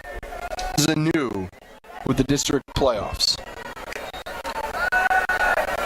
Cade with the snap on 3rd down. Again, down the left boundary, looking for Shepard, incomplete. Man, they're really going after that. They like a matchup they see over here, or they're just trying to get Shepard involved a little bit more. And an interesting series, 5-14. And you talk about wanting to keep your guys healthy, keep them upright. We've been inside that. Extends the game here a little bit. We've been inside that 2-minute warning for quite a while. Yes, we have. For the moment, it looks like the Lakers want to line up to go for it, but now Cade's backing up. Remember, Edson, your punter, is done for the night. And it will be Durnan to kick it away. That's a pretty good kick. High spiraling kick fielded at the 45-yard line. This is Dieters. will be dragged down at the 45-yard line by Owen Borbet, our Polylift player spotlight tonight, getting a little run there on special teams. Yeah, don't often have to see Borbet's tackling skills come to the fore, but did a good job there in the open field, limiting the Glendale return after it was a pretty decent return after a decent punt by Dern in there, but he was kind of. At first, Glendale didn't have anybody back to return that kick, and if the Lakers could have, kind of got that off in a hurry, they might have caught them by surprise. But they got back there in time and were able to get themselves some decent field position here for their sophomore quarterback. Yeah, Newberry at it again. He's got time to throw. He's got time in the pocket. Now steps up as he's flushed out a little bit, and he'll be dropped just beyond the line of scrimmage by who else? Paul Muff. Yeah, Muff's not going to get credit for a sack there, but he's going to get credit for blasting that sophomore quarterback. Make him think twice about that. Is there a Defensive Player of the Month award? I mean, this guy, the arrow is squarely pointing up for number 57. Here's a low snap. Newberry trying to create, and he does out here, right side of the field, completed pass. Newberry's pass. And they help to bring down the receiver, Cedarwall. Sterling Cedarwall. That play is good. Also saw Landon Moore over there with 22.8 seconds left. It's a 1st and 10 for the Falcons at the Laker 33-yard line. Camdenton up 45-14 here in the third. Should be the last play for the Falcons this quarter. Newberry pump fake as he wants to run down the boundary. He's forced out of bounds inside the 30. So that'll stop the clock, and then we'll get another play. Give him one more play with 8.6 ticks left on the clock. It'll bring up roughly a 2nd down and 7 here. Nose of the football on the 30-yard line. From the right hash. Taking the snap. Little pump fake. Looking downfield again, throws over the middle, through the hands, and then through the hands of Cedarwall, incomplete. Cedarwall, Shepard had another chance to pick up his 5th interception as well, but that's going to be 0.4 seconds left in the quarter. And Glendale has ground the progression of this ballgame down to a bit of a grind. Couple of opportunities there for an interception. A lot of starters still out there on defense for the Lakers. 3rd down and 7 now. Newberry, the snap, looking left.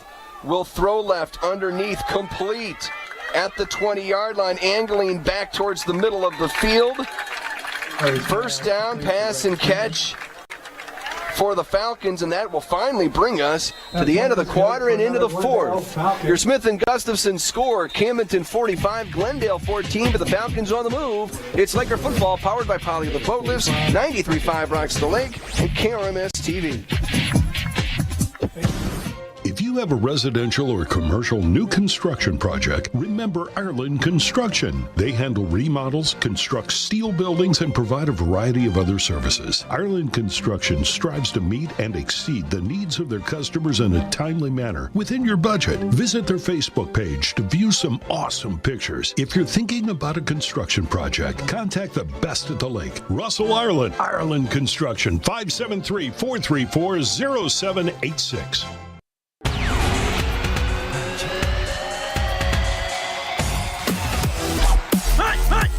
93.5 Rocks.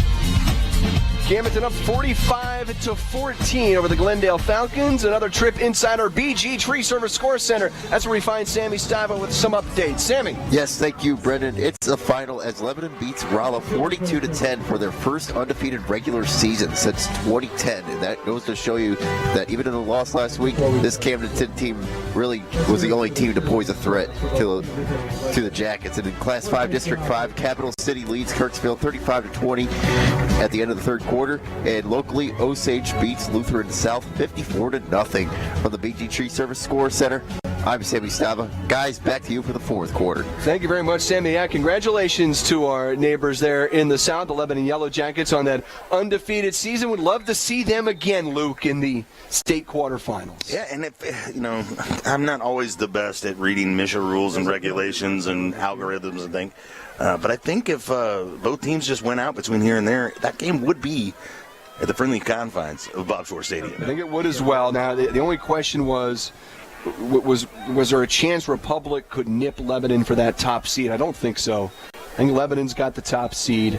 And yes, if they were to play again, because Camdenton would not have home field in the district championship, they would have home field in that state quarterfinal. And here's Newberry with the QB draw right up the middle for a Glendale touchdown. 13 seconds in to this fourth quarter, and the Falcons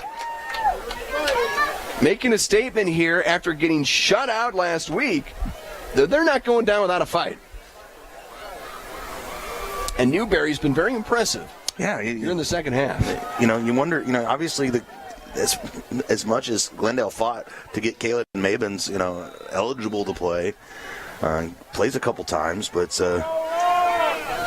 looks like the future is there with. They've got a late sub in here coming in for the Falcons. Still got 16 seconds on the play clock here. Should be plenty of time to get this kickoff. But, I think they had high hopes for a season with Mabins, but I think they're looking forward to the future. Team in the PAT is good. Your Smith and Gustafson score. Camdenton 45, Glendale 21. It's Camdenton Laker football, powered by Poly the Boat Lifts on 93.5 Rocks the Lake and KRMS TV. When searching for a home loan, it's important to find a partner you can rely upon. Top producing mortgage team Mortgage Headquarters is here to help you find the perfect loan program that fits your needs. Whether it's your first home or your dream home, Mortgage Headquarters can help you own it. Their mortgage experts make it easy, helping you through every step of the process. Mortgage Headquarters is locally owned and operated with over 24 years of serving the Lake area. Visit lakeloan.com.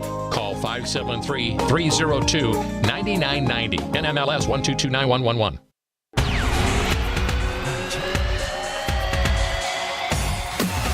Listening to the Lakers on 93.5 Rocks.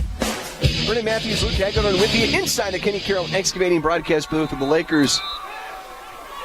Lead the Glendale Falcons 45-21. Jace Nicholas's updates brought to you by Lensmart Optical. HMI Fireplace Shop reported at the start of this half. Kyle Edson, his day is done. We saw Mitchell Seeks, Luke, get shaken up a little bit on a run a little earlier. Potential injuries for this team that you want to avoid at all costs with the district playoffs starting next week. Hands team out there for the Lakers. Oh, goes to Mellencamp, goes between the wickets, but he's able to quickly turn around and pick it back up. Should be Laker football. First State Bank Mortgage, Team Lassen kickoff. Ooh, coming out of the pile hot. But most importantly, coming out of the pile with the football. Borbet, clap, doing a little face clap towards the Glendale sidelines there. This is something about Glendale and Camdenton. Always, regardless if we're looking at a 21-45 game, and I told everybody to bet the over on this one, and I think I've proven correctly there. You got that one probably lock, stock, and barrel here. Yeah, without the Mock family on the sidelines, it maybe takes some of the edge off of it. I don't think there's any doubt about it. Some of the edge, but not all of it. Certainly fans, players, they remember what's been going on these last few years and how intense and close these games have been. We're not done yet. Camdenton up 45-21. Still a whole quarter to play. Durnan's still in the game, flares it out to Ford, who gets tackled behind the line of scrimmage. It kind of lassoed around the waist there and brought down in a hurry. Don't often see Ford going down on first contact, but the Glendale defender able to wrap him up and take him down for a loss. The fact that the tackle's made in bounds, the clock continues to run, but that last drive, Luke, with 3 incomplete passes by the Lakers, that's how you kind of keep a team in the game here in Glendale. If they get a stop on this drive, things can get interesting, but there goes Ford down the left boundary. Forget a stop. He's going to the house for a Laker touchdown.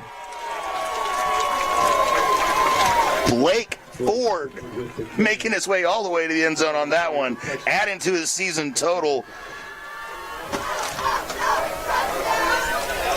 7 touchdowns on the year. That's an Econo-Lift boat lift stat for you. Blake Ford with the score. And the Lakers have a 50-burger in their back pocket here tonight. Yeah, it's 51-21. Didn't have my rushing touchdown stats handy on me there because I did not expect the Lakers to score on the ground from 50 yards out. DeMott on for the PAT. An electric run for Blake Ford. Jace mentioned it earlier, how this kid has really turned it on. The kick is up and the kick is good. Your Smith and Gustafson score. Camdenton 52, Glendale 21. It's Laker football, powered by Poly the Boat Lifts, 93.5 Rocks the Lake, and KRMS TV. Where do you find your escape? Some find it on the water. Some find it in their home. One thing is certain. Start your search here. Sophia Marr. Amber Elliott.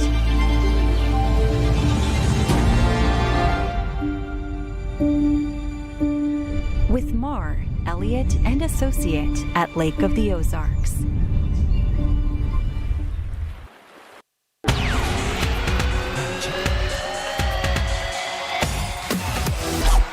Home for Laker football, 93.5 Rocks.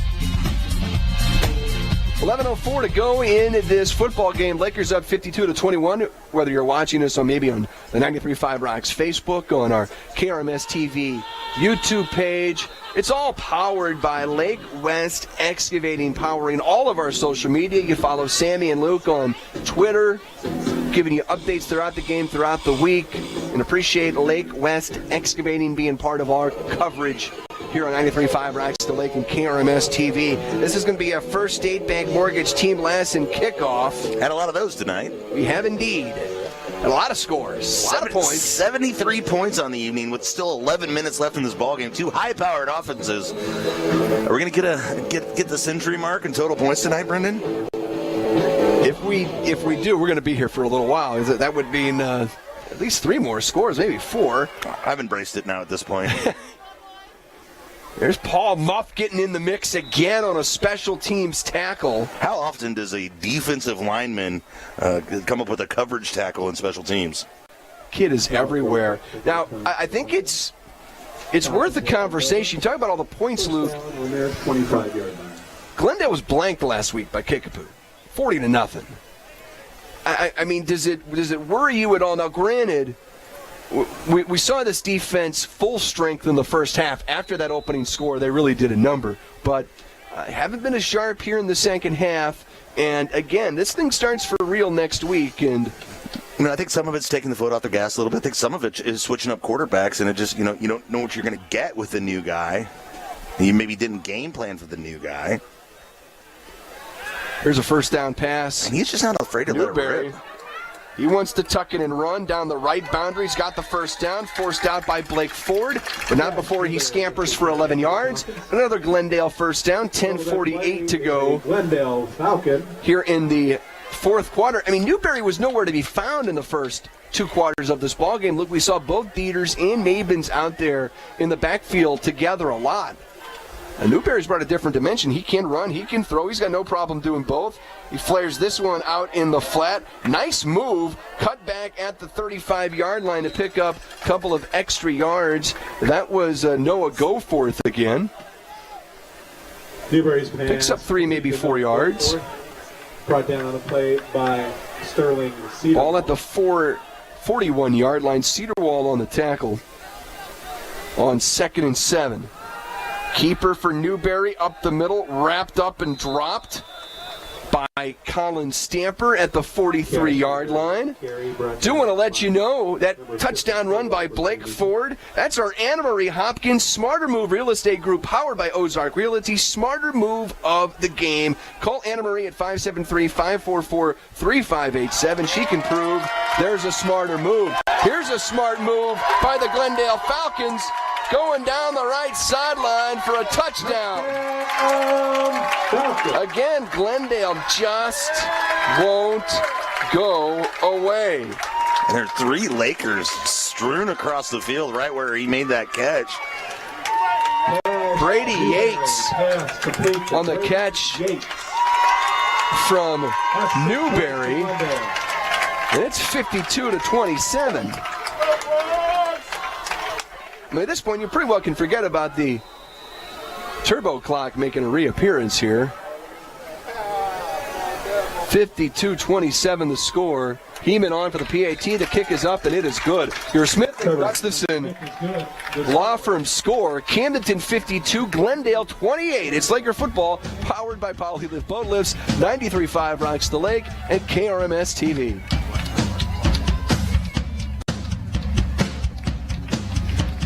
Hi, this is Jason at Hewlett Chevrolet Buick GMC in Camdenton. I want to tell you about our award-winning collision repair department. We can repair any make or model and make it look like new. Our staff is second to none and works hard to get you back on the road as fast as possible. We offer free transportation for your convenience and peace of mind during the repair. Come see us today for all of your collision repair needs at Hewlett Chevrolet Buick GMC in Camdenton.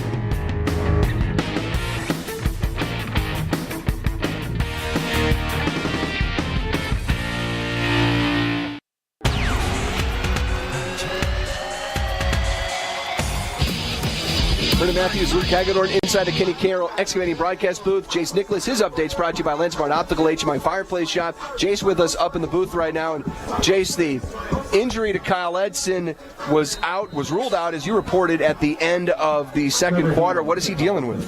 So it sounds like a little AC joint sprain or something weird in his shoulder. That first catch he made on the first drive, play-by-play, onside kick. Covered by Spencer. There we go. Sorry, I had to jump out. I don't get that opportunity very often. I wanted to call it. But it should be nothing major. He should be okay. More precautionary. We were up, 42-7 going in a half. So, wanted to pull off their star receiver, star corner, get him some rest, make sure he's fresh going into the playoffs. What it sounds like. Speaking of star receiver, star corner, have you seen a better half out of a guy who plays both ways like that in a long time? I think the only half I've seen that's comparable would be either by him earlier this year or by Shep, his counterpart.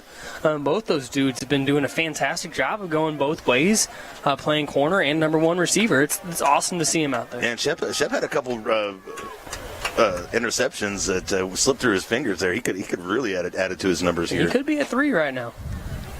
Durnan still in there at quarterback. Will swing it out for Ford, who gets dropped for a loss. This Glendale team is fired up, and their crowd is making about as much noise as they have made all night long. Well, Glendale's a fourth quarter team here. Well, they brought in that sophomore quarterback to start the second half, and who's leading this offense all year long, so they might be more comfortable with him throwing the ball. Pickett with that tackle a moment ago. Here's Ford. This time he's got some room, running down the left side. Spins and tried to stay in bounds. They're going to rule him out at around the 47-yard line. Gets him at a lost yardage back, and will bring up a manageable third down, but he did step out, so it stops the clock at 9:10. Wasn't exactly quick to get up off the turf on that one, and that's in this part of the game, it's going to take a miracle for Glendale to come back in this ball game. You got all your starters out there too. You try to protect lead and keep your momentum going into district play. But gosh dang it, you just don't want to get anybody hurt. Third is there. Oh, wide open. Durnan deep down, the numbers incomplete. A flag flies in. Mellencamp, the intended target. Let's see if they're going to get for maybe a defensive hold or a defensive PI. 9:02 on the game clock. It will be a hold against pass interference is the call. The Falcons. Looked like they called the hold there, but either way, it's... They might hit him with the PI because the ball was in the air. So in high school football, there is no such thing as uncatchable. Right. Even if the ball was overthrown there, they're going to throw that because he made contact with him while the ball was in the air. Man. So the correct call would be PI. But we'll see what they do here. Yeah, it's signal PI. Little tighter hand signal there from our white hat, but it is defensive pass interference, and it will move the chains for the Lakers. A butcher shop first down on that top deck penalty flag. Top deck, home of the 50-year deck. Durnan's going to Mellencamp on that one. I think he just kind of locked in on it. But, man, Deontay Hare. He was wide open. Had a great release off the line. A couple steps on his defender. And we know Durnan has the arm strength to get it out there. But if he recognized that just a touch earlier, that may have been a very exciting play for the junior receiver. That could just be a case of he hasn't been on the field a ton, and their chemistry might not be there 100%. From the left hash, trip receivers to his right, stepping up in the pocket with some pressure. Now he's going to go down, slide down. Kind of gave himself up there and will lose a yard or two, but it does run the clock. Do we have any numbers on Ford's rushing yardage tonight? Because I know you guys talked about it last week. He might be approaching the possibility of a 1,000-yard season, depending on how deep we can go in the playoffs. And what did we decide last week? That it was since 2016 or 17 since we've had a 1,000-yard rusher for Camdenton? Right. I mean, with the Purple Tide offense, it's been a while. And here's Ford again as he spun down inside the 30-yard line. He came in tonight with over 500 yards on the season.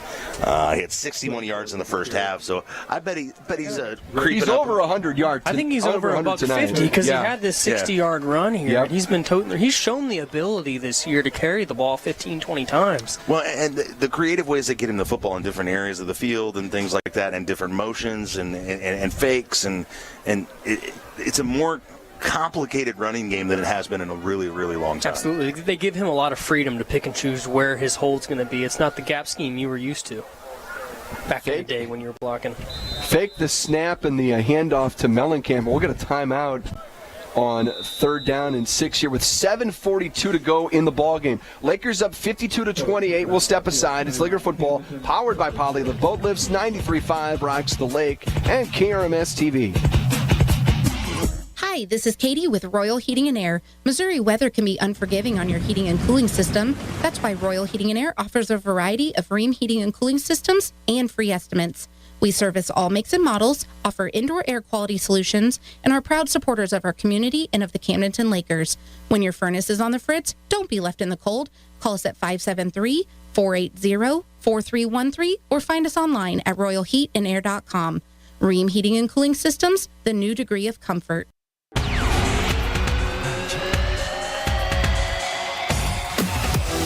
Home for Laker football, 93.5 rocks.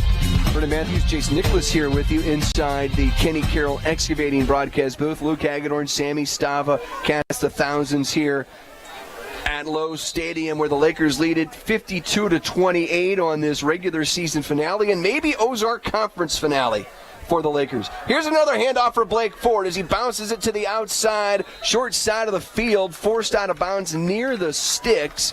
Will bring up 4th down and short, 7.5 to go here. Looks like he's going to be about, half a yard short right there. He stuck the ball out there at the end to give him a little bit more. Got to go for it here, right? Certainly. At this part of the field, even up by 24 points as the Lakers are right now. And Luke was talking about getting to 100 points. We're up to 80 here total with these two teams. And unofficially, Ford is up to 158 yards on the night. Well, he just picked up another 7. Again in motion. So that puts him at, 165? Right there, yeah. We're going to get another timeout. Timeout Lakers. They ran that the fake to Mellencamp to try and draw Glendale off sides, and it keeps it 4th down and short. We'll keep it here. 7:34 to go in this football game with the Lakers up 52-28. And another chance to score, another chance to add on to this total. And look at it, glass half empty, glass half full. Guys, you'd love to get your guys off the field, your starters. But it may be, if you keep everybody healthy, is it a blessing in disguise that you keep with these reps in front of, quite frankly, next week against Rolla or Washington could wind up to be a blowout scenario where your starters are off the field after 2 quarters again. And we've made predictions as such before and proved fatally wrong in the past. Not necessarily fatally. It's not a life or death situation out here, but I think this Glendale offense is much too explosive to think the game's going to be away.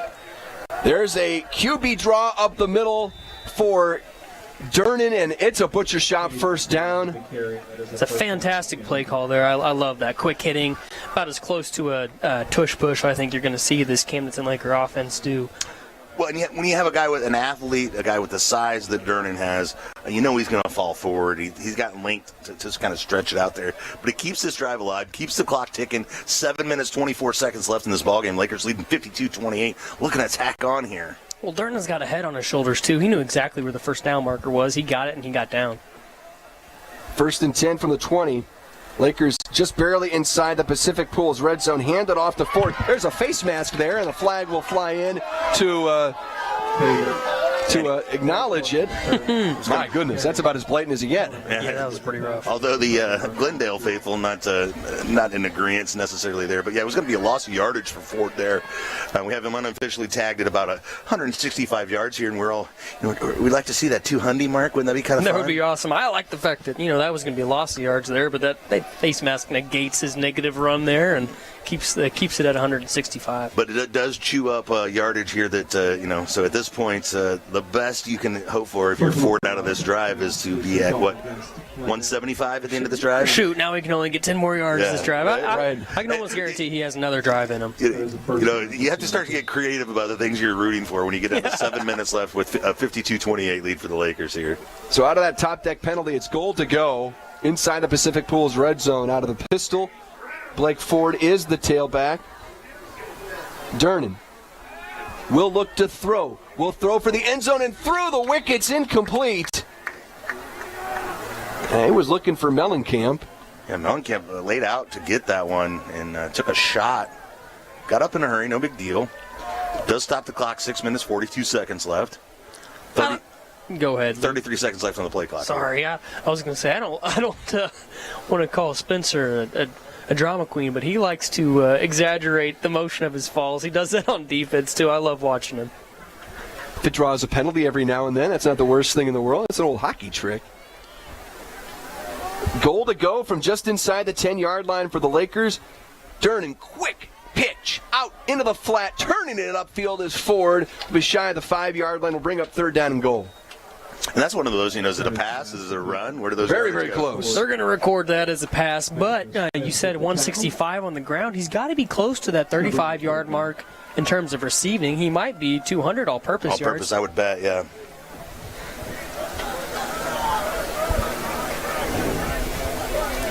Brings up 3rd down and goal from the 7-yard line. Ford came into the night with 778 all-purpose yards. Sprint out left here for Durnin. Design play, throws for the back of the end zone, batted down, was looking for Ford. It'll bring up 4th down and goal. We'll bring up 4th down. Tell you, this Laker offense, they're getting to work out tonight. A lot of scenarios, a lot of plays, a lot of snaps, guys. A lot of snaps, a lot of opportunities for maybe some film review this week to get better in a lot of things. Yeah, a lot of reps, and reps are good. Reps are very good. Especially, broken record Lou talking about how this team needs the experience. They're getting it here tonight against a different kind of look. And another thing that's getting experience right here is the field goal team kicking it from the hash, which is a little bit different operation than when you're kicking it from the middle of the field. Yeah, DeMott's getting his 2nd attempt tonight. He made the first one. See what he can do here. Made the first one about 22. This would be about 24 from the right hash. Durnin the holder, the kick is up, and the kick splits the uprights. It's good. Willard DeMott continues his fabulous season kicking. Your Smith and Gustafson score. Camdenton 55, Glendale 28. It's Laker football, powered by Poly the Boat Lifts on 93.5 Rocks the Lake and KRMS TV. The law office of Mark A. Webb was founded out of necessity. It was clear when he started that the old ways weren't cutting it, and there was a need for modern solutions to modern problems. Simply put, established methods of law office management were wasting time and money. So he set out to bring his approach to the 21st century. Every effort's been made to incorporate technology into practice, helping make your experience modern and comfortable. That's the office of Mark A. Webb.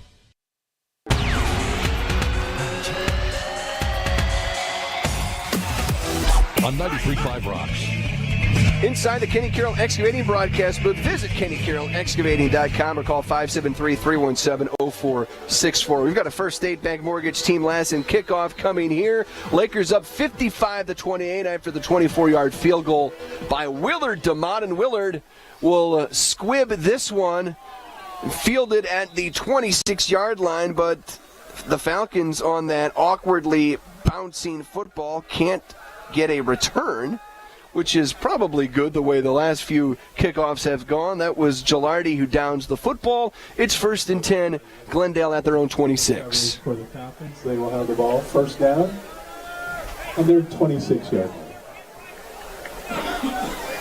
Lakers up by a 55-28 score, and Luke hoping to get to that century mark. We're currently at 83 as we do the math in our head. There's Luke. Just preparing some post-game stuff here. 1st and 10 for the Falcons. Their own 26. Looking left. Now throwing deep over the middle. It's almost interception. It is intercepted by Bowen. Bowen down the right sideline. He's dropped at the 31-yard line. Did I see that right? Did he deflect it or bounce it for a second? I thought he was going to drop that football, but he brings it in for another Laker interception. I believe they're third of the night. When you see that ball coming your way as a defensive back, what goes through your head there, Jace? Is it just you just go blank and just do what you're supposed to do and grab that ball, or is there some thinking that happens while that ball's in the air? Well, immediately you're going, okay, can I catch this? Do I need to knock it down? Where are we on the field? I was always focused on just going up, catching it, and then, of course, I was on offense as well. So a lot of times I didn't even really try to return it because I thought maybe we could get some more offensive yards. And Paxton always thanked me. If I went down and if I caught it and went down, then he'd get another 30, 40 yards to throw the ball. So we kind of had that fun little thing going on. Yeah, because Paxton was lacking for yards in his career. Oh, certainly, right? Out of the pistol. Ford is out of the game. Durnan's still in. Looks like a Carter Butts there. Number first 22, carry of the ball game does go to Carter Butts. His first toe to the rock tonight. Carter Butts. He's come in late a couple other games earlier this season. He's a speedster. Is he a legacy player? Was it a brother of his that played? You're thinking Andrew Butts, and no, okay. I don't think there's any relation there. Different Butts. Gotcha. But no, Carter was a big part of his freshman team last year. He's very quick. And this isn't, like I said, this isn't his first experience on the varsity level. Might be his first experience with these first-teamers, though. And that's always a good experience because always the speed's a little bit different with those starters, right? Oh, certainly. Butts gets it again up the middle, trying to weave his way through traffic. He's a littler guy, tried to hide in between the trees, lowered his shoulders, brings it inside the 25-yard line. Will bring up third down and short. Yeah, the sophomore's 5'9", 150 pounds. He kind of ducked under one of those tackles. Yep. And it worked out pretty well for him. Blake Ford's back in the game, but I tell you what, 22's job there, Mr. Carter, his only job was to hang on to the ball and try to get a couple yards there, and he did a really good job. 2 carries there, obviously no fumble, third and short. Here we go. New Spring Wellness Center time check, under 5 to go in the ball game. Lakers up 55-28. Operating just left of the right hash. Out of the pistol. Give it to Blake Ford. Up the middle. Lakers and those Hoggies doing a great job opening some room for Ford as he brings it inside the Pacific Pools red zone. Another 7 yards for Ford there. Just got in behind Reap, and Reap was just clearing the path for him, just knocking bodies out of the way to let his running back pick up a first down and gain all the glory. That is the job of a Hoggie, and Reap is one of the better ones we have. Butcher Shop first down for the Lakers inside the Pacific Pools red zone at the 16.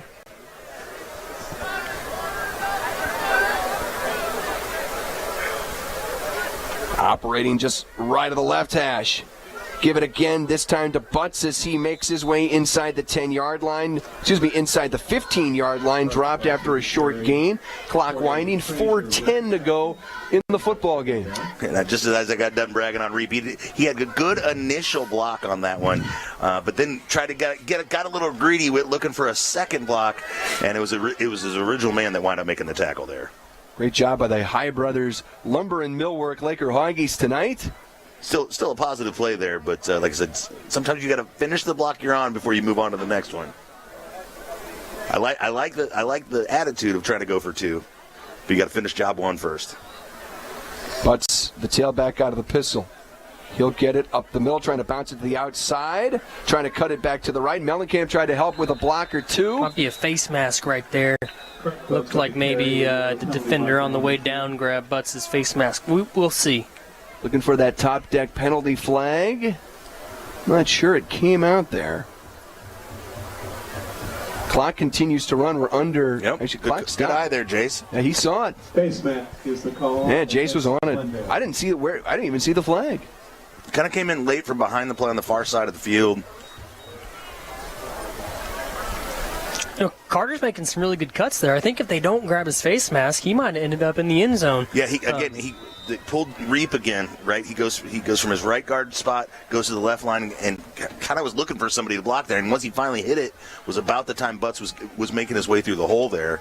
In our podcast this week, Luke, if you guys haven't listened to that, it's Laker Layer Live. You can find that on Spotify. But we were joking about how Jacob Curley set the unofficial pancake record when we played in 2019 here at this same stadium. We challenged those Hoggies tonight to try to break it. So maybe he's getting a little overzealous and trying to reach for that second block too early. Headhunting a little bit. I like it, though. Goal to go from the 5 out of the pistol. Give it to Butts, running left, trying to spin his way towards that goal line. He's going to be short, dropped it around the 3-yard line. Clock continues to wind. We're inside 3 minutes. New Spring Wellness Center time check. Reap that pulling guard again. They like something that they see in there, moving him around, getting him in space.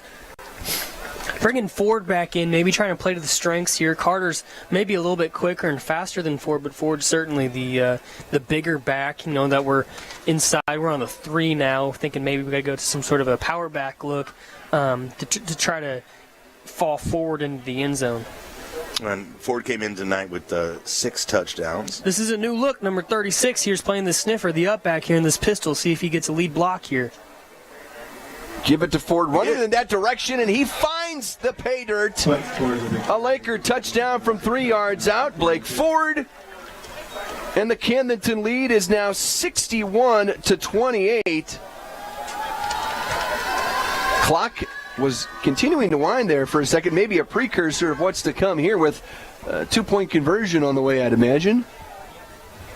This to run the turbo clock again, albeit a little late. Yeah, we're creeping our way towards 10 o'clock here in Springfield, Missouri. You know, you come down here to Glendale, if you don't have the speed clock on, which we're going for 2 here, it looks like to get that clock put on, that fourth quarter can take an hour, it seems like. So out of the pistol, trying to convert the 2 points. Cade rolling to his right, will lob one up, corner of the end zone, jump ball, incomplete. It was like a... He gives his receivers a chance there, because in the high school level, if you do intercept the ball or you recover a fumble as the defensive team during a 2-point conversion, you cannot advance it. Right. So you might as well give the best chance you got, and we almost came down with it. I guess we weren't able to get the official interview before the game today, but that was one of those rules that we talked about. That, you know, in college and the NFL, certainly, if you have a takeaway on that 2-point try, you're able to advance it and try to get 2 points yourself, but that is not the case in high school. The ball is blown dead if it's a turnover. Your Smith and Gustafson score, Camdenton 61, Glendale 28. We'll keep it here as the Lakers can't quite restart that turbo clock, but well on their way to their 7th win of the season. There was a penalty on the play. Yeah, and there was a trip to the district playoffs next week. There's an ejection. Somebody's gotten kicked out. Yeah, there has been a ejection in this football game. So that means one of 2 things. That was either that player's second unsportsmanlike conduct penalty, or he threw a punch. Really sucks, because that means he won't be able to play next week, as you get a full game suspension for that. If it would have been in the first half, he would have been able to play next week, but now he cannot in the first week of districts.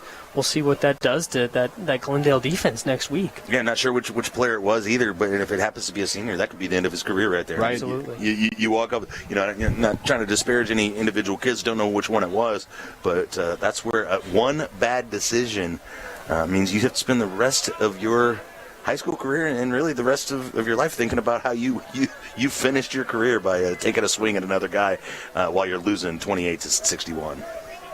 And we talked about the rivalry between these 2 schools, and Jason, it seemed like the temperature's going down a little bit. Camdenton? Whoa. And so it was a Camdenton kid that got ejected. Correct. Well, my bad. The unsportsmanlike penalty was against Camdenton. There we go. Who are they calling on? Who's the... Trying to look over there and see who... Somebody doing a walk of shame or anything? Might be something to check in with Parr there after the game as well.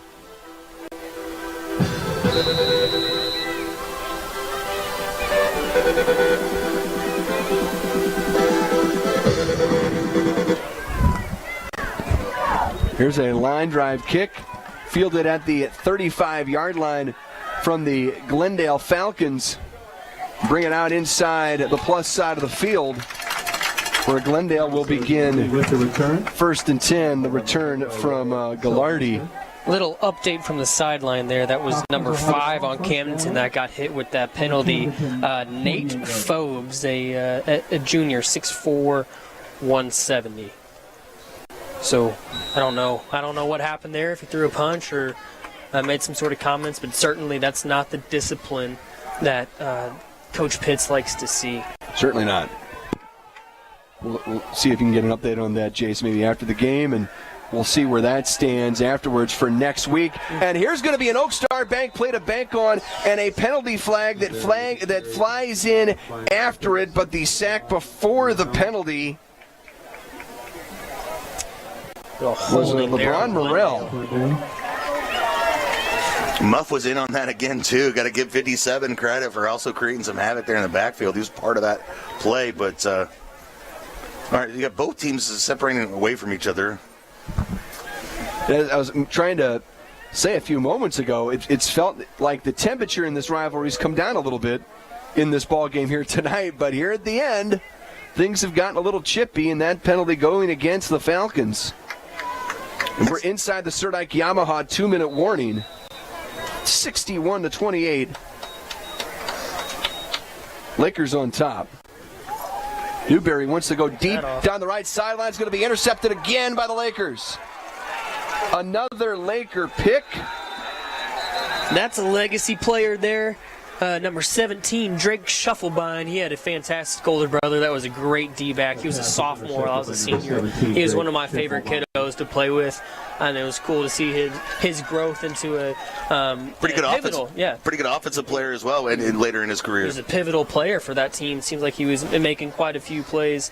Number 17, Mr. Shufflebine, he makes special teams plays every single night, it seems like. So it's really cool to see him get some time here on the field and make a play and get an interception. That's awesome. And this Laker team didn't have a ton of interceptions coming into tonight. And then all made up for it tonight. Yeah, I think they may have doubled their total output on the season. I got them for 4, is that right? 4, and we dropped a couple, too. And you're absolutely right. Okay. 4 with room for more. Yeah, 4. It came into tonight with 7, so you go from 7 to 11, and Lakers are going to line up in victory formation here with a minute 26. I'd like to throw another, 8 points on the board? Wouldn't that be fun? Yeah, it looks like we just got hit with the delay of game here. Another top deck penalty flag. To me, that's tic-tac right now at this point. Why just extending the game by another couple minutes. Yeah, your Lakers clearly just trying to kneel it out here.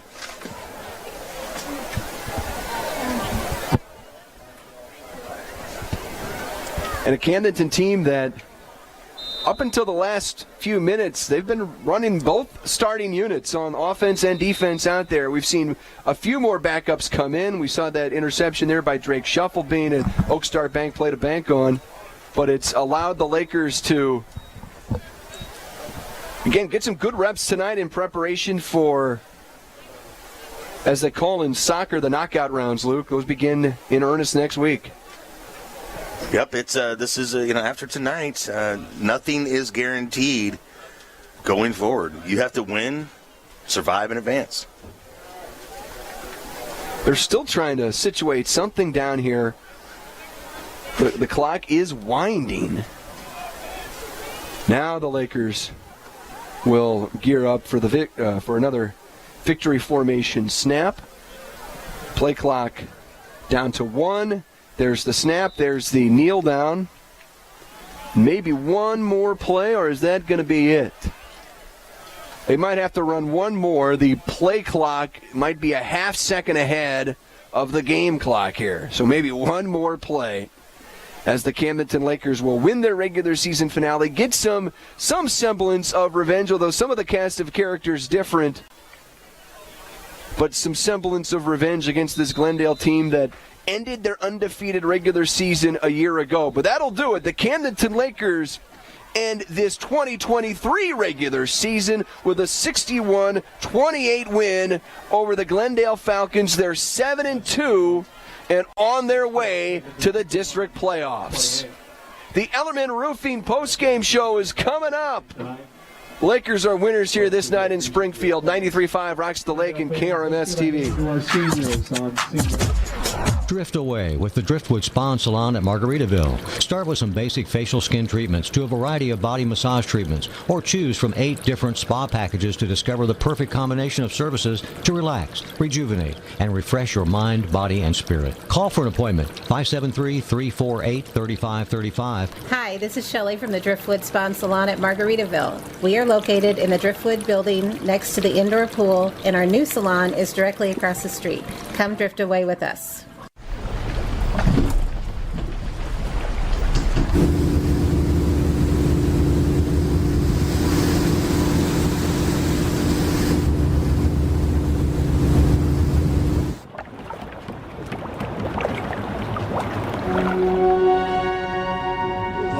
From total joint replacement to the times that matter most, our commitment runs deep. Out here, things become clear. We learn a bit more about ourselves and discover that the deepest bonds start at the surface. We might not know where the day will take us, but we can always trust Yamaha to put us in the center of everything we love about the water. Visit Surdak Yamaha at Lake of the Ozarks. 50 years strong.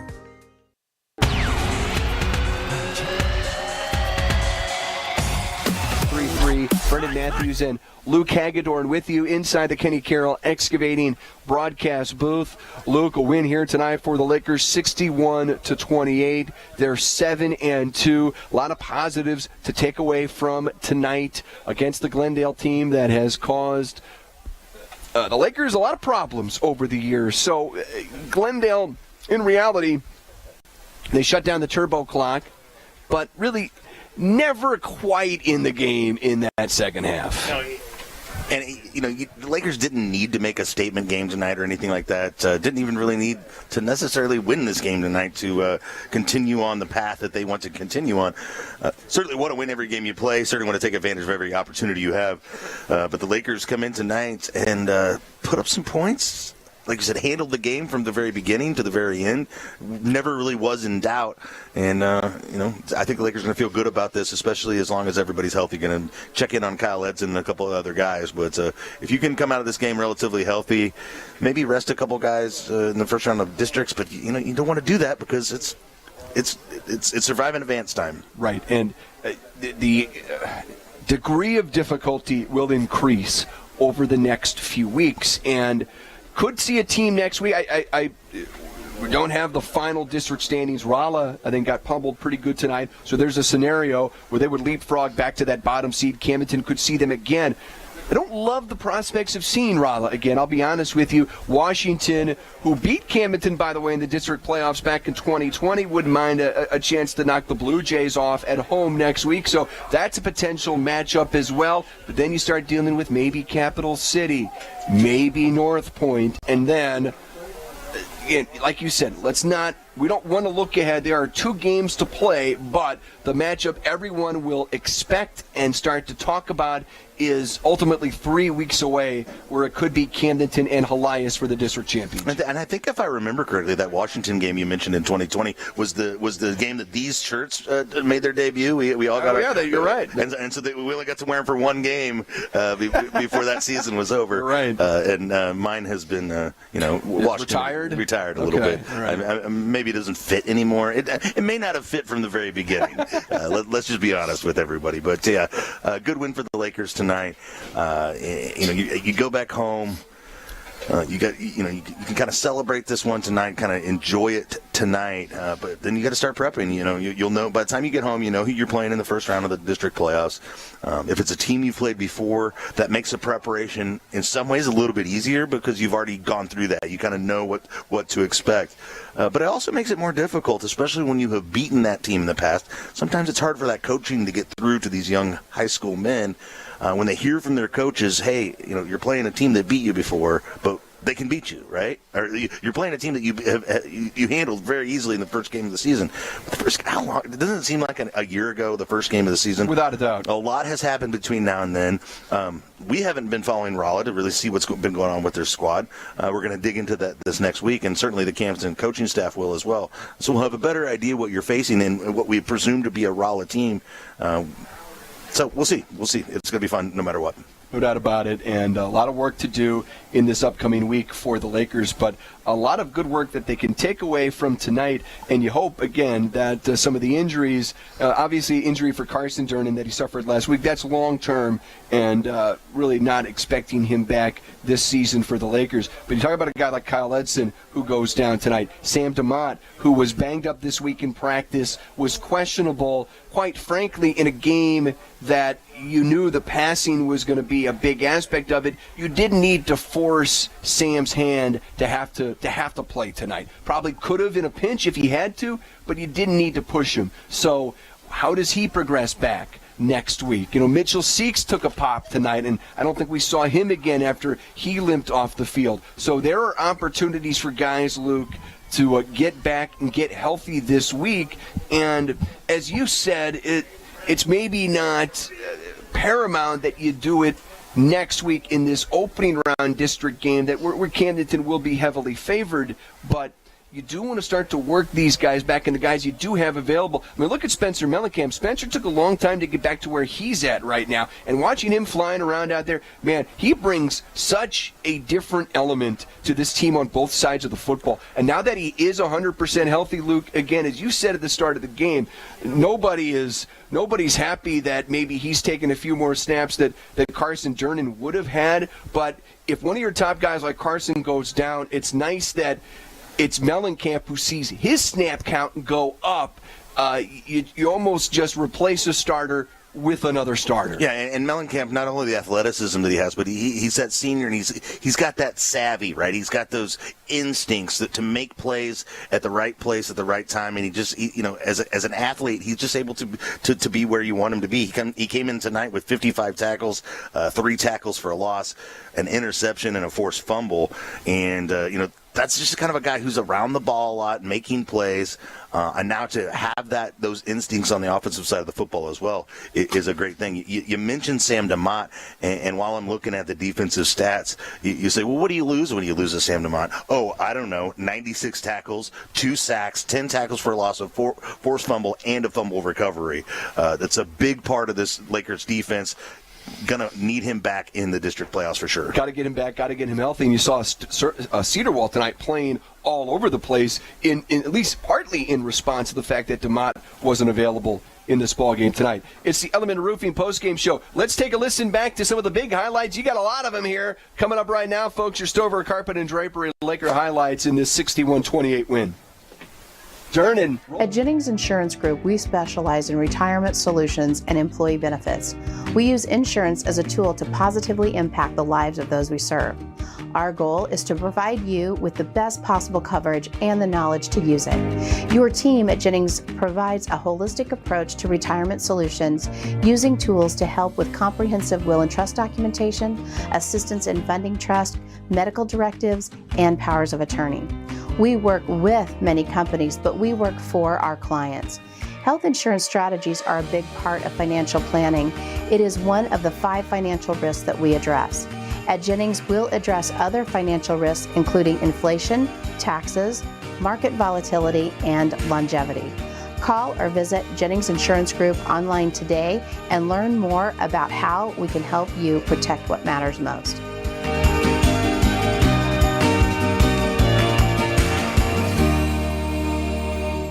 When searching for a home loan, it's important to find a partner you can rely upon. Top producing mortgage team Mortgage Headquarters is here to help you find the perfect loan program